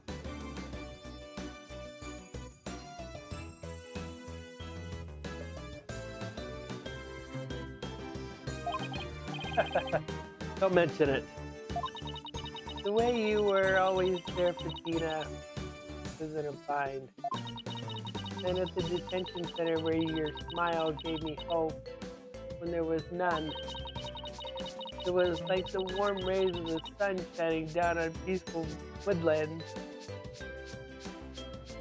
We remember that, don't we, Di?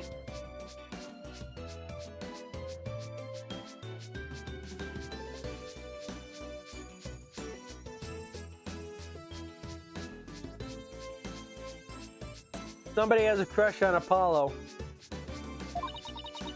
I think you're an absolutely amazing person. Thanks, Jennifer. That means a lot to me. But I still have lots of work to do. I can't wait until to see you on the judges. I promise you I'll get there someday. That's why, till that day, I'll... Guys, I've got some big news. I mean, this is huge. Oh, am I interrupting something? Oh, no, it's okay. I think... So what's the big news? The school festival! It was supposed to have been canceled after what happened, but... We just got a call in memory of Professor Carson Ford, who worked so hard to make it happen. The festival is being extended one extra day until tomorrow. Really? All right.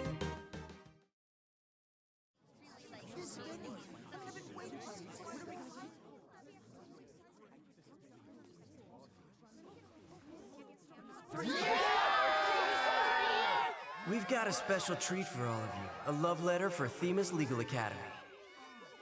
Achtung, baby. It's time for the Guitar Serenade.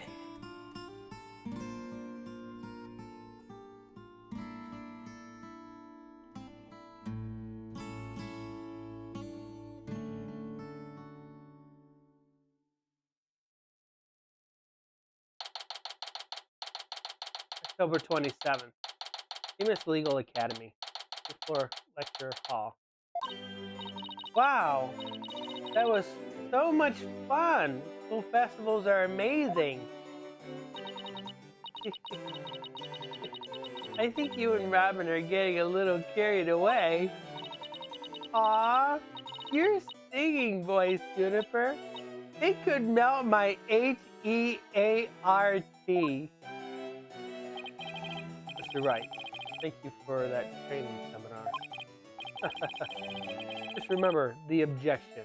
Oh, it's all about attitude. Oh, and congrats on your mock trial win. So, Robin had you for a while there. I did, didn't I? But I'm just glad we're back to how we used to be thanks to Tina. You know what? I think I'll stick with becoming a prosecutor after all. I'm not going to make up for my mock trial loss by winning the real deals in court. Mock trial loss? What loss? Wait, did they reprise the trial and you won? Level-headed lawyers, of course.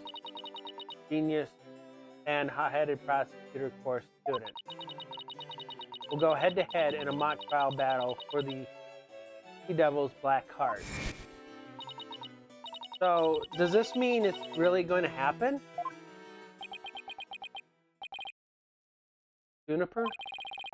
There's something I've been wanting to... Oh, is he going to do what I think he is? No, Trucy. Juniper. Can we still be friends?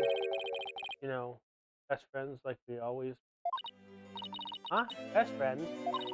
You. Weren't you going to profess your love for Juniper if you won the mock trial? No, I wasn't. That I'm not a genius and that I'm really 25 years old. You already dragged it out of me during the trial. Whoops. Listen to me. You too, Robin. Here I am. Oh, here we go. Me too? Miru's got this tactical espionage action stuff down to a science. I've been thinking. It's up to us to put an end to the dark age of law if we can. Let's all work together to usher in a new age where winning only results from the truth. And the end never justifies the means. Count me in. I wouldn't have it any other way.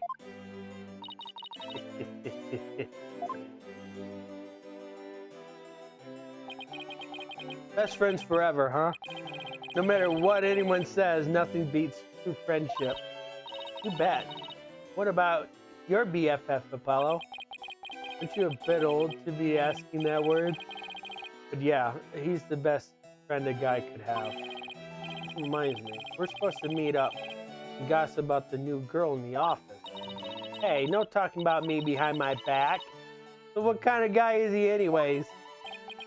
Well, I had to describe him in one word.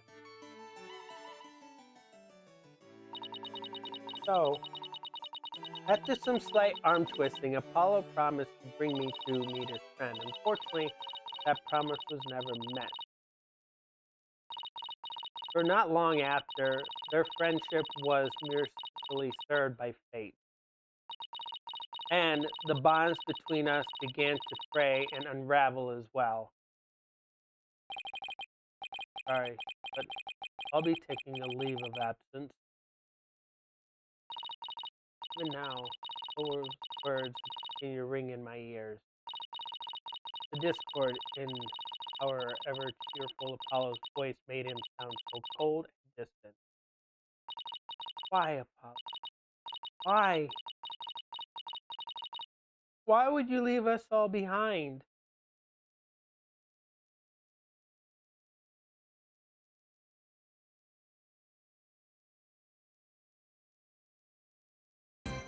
Okay.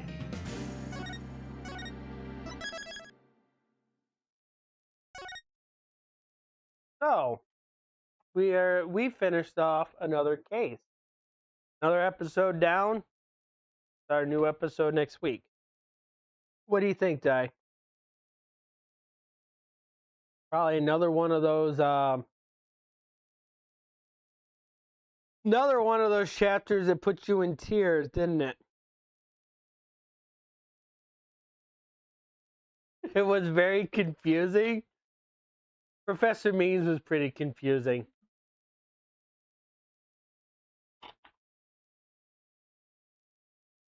So you got a chance to witness Athena going through a panic attack.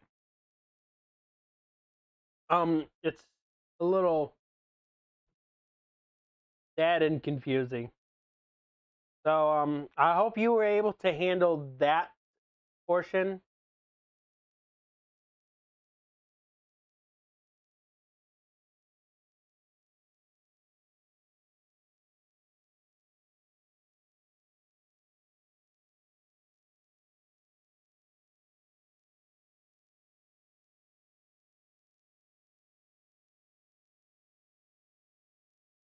The worst of it's coming.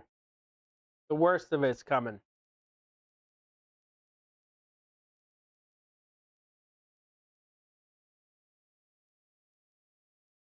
So as I said, you just let me know when you're unable to handle it, okay?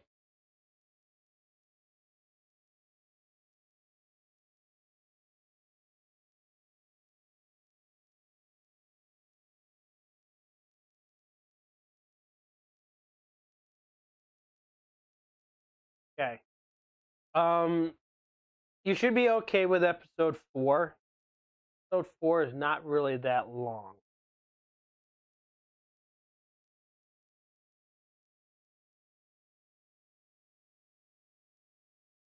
So, if I'm not mistaken, episode 4 actually takes place after episode 1, where episode 2 and 3 took place before episode 1. Episode 4 and 5 should take place after episode 1.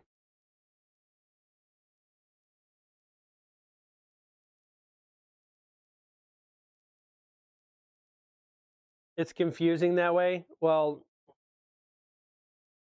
the more you play it, you'll understand it.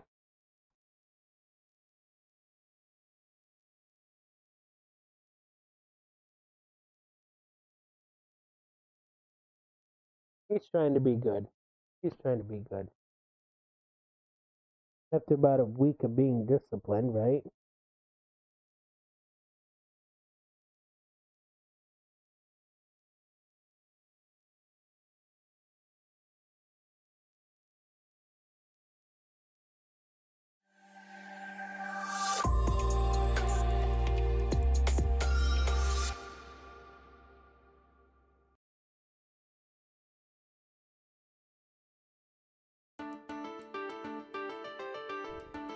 Okay.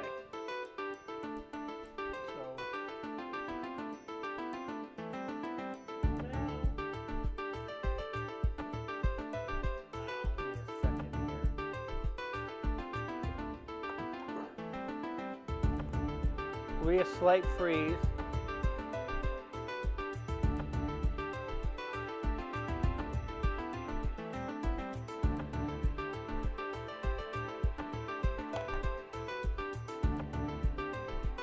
Okie dokie.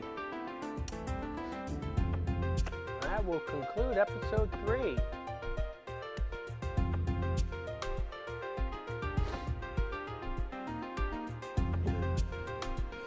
Do you know what Athena was doing at the end of that trial or no?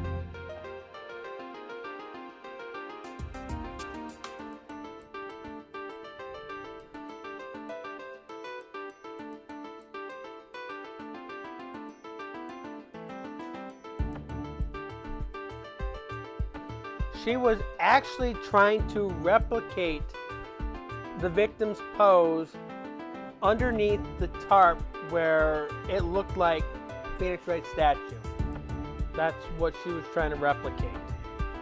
Because she was trying to prove where the body was before the mock trial.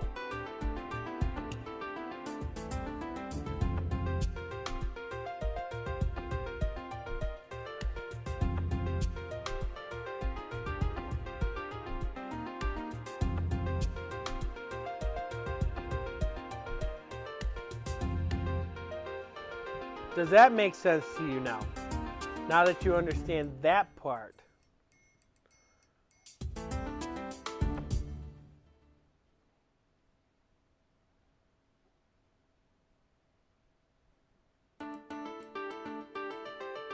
Was that confusing to you right there? Was that confusing?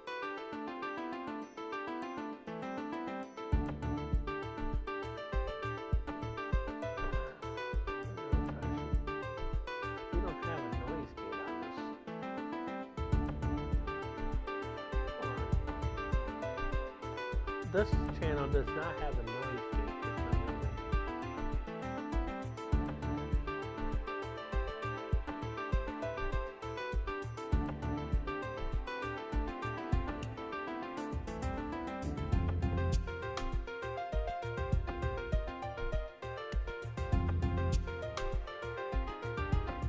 I'm not entirely sure how to turn the noise gate on this.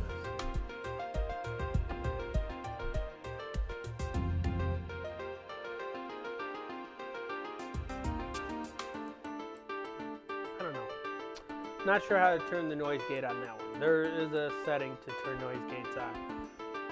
But yeah, if that was confusing you, I should have at least figured out, made it less confusing for you. And we solved that.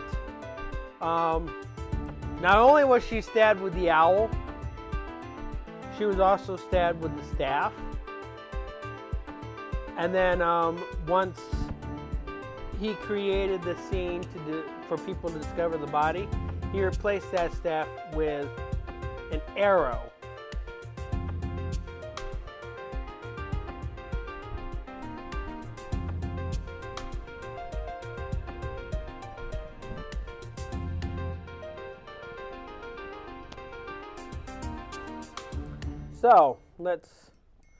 So this week we have, you get that?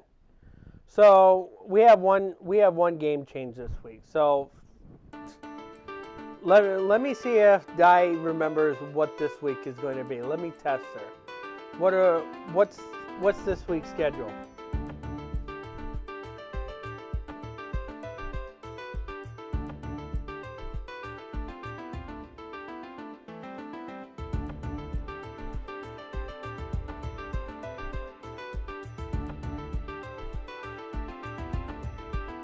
Well, Dahak is Wednesday. What's tomorrow?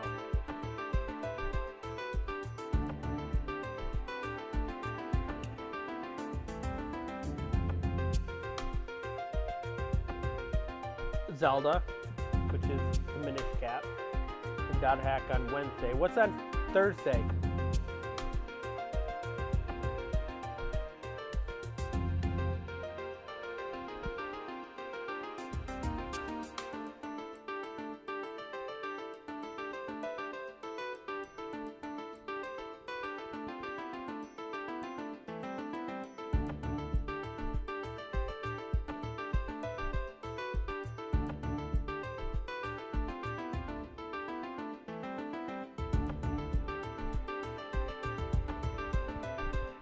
Do you remember what's on Thursday?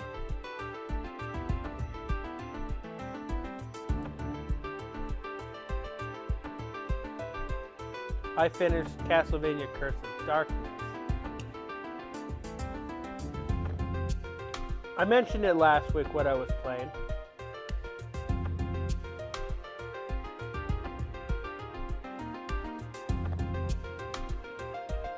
I even showed you the cartridge.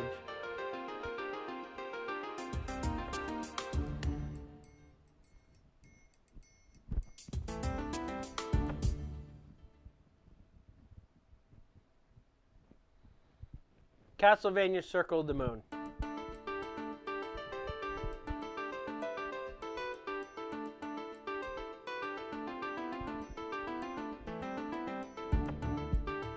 Yeah.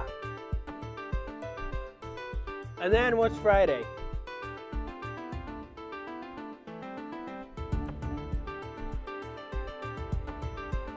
Sims, correct. You already know what's happening on the weekend, right?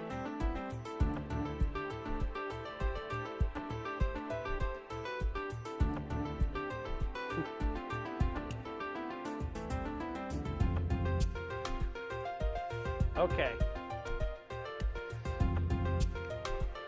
You know what's happening after this stream, right? Tears of the Kingdom and Resident Evil, yes. You know what's happening after this stream, right?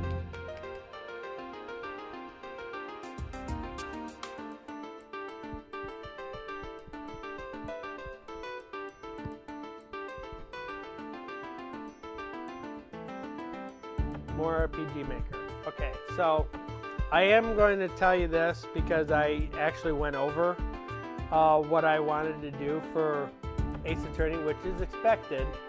We're probably going to end up doing the dialogue portion of Matlock and transfer it over to the...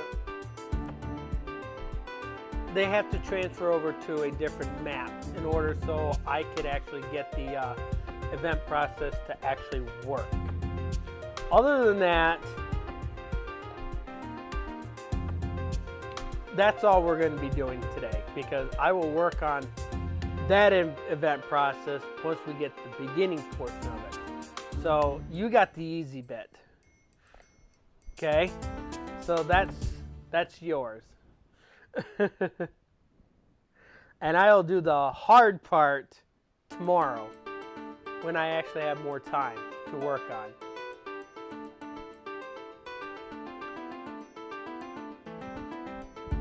Unless you want to work on something else.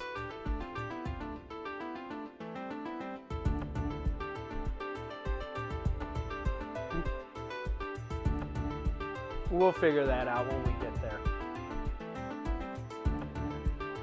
Alright, this is going to be it for me for tonight, guys. You all have a wonderful night.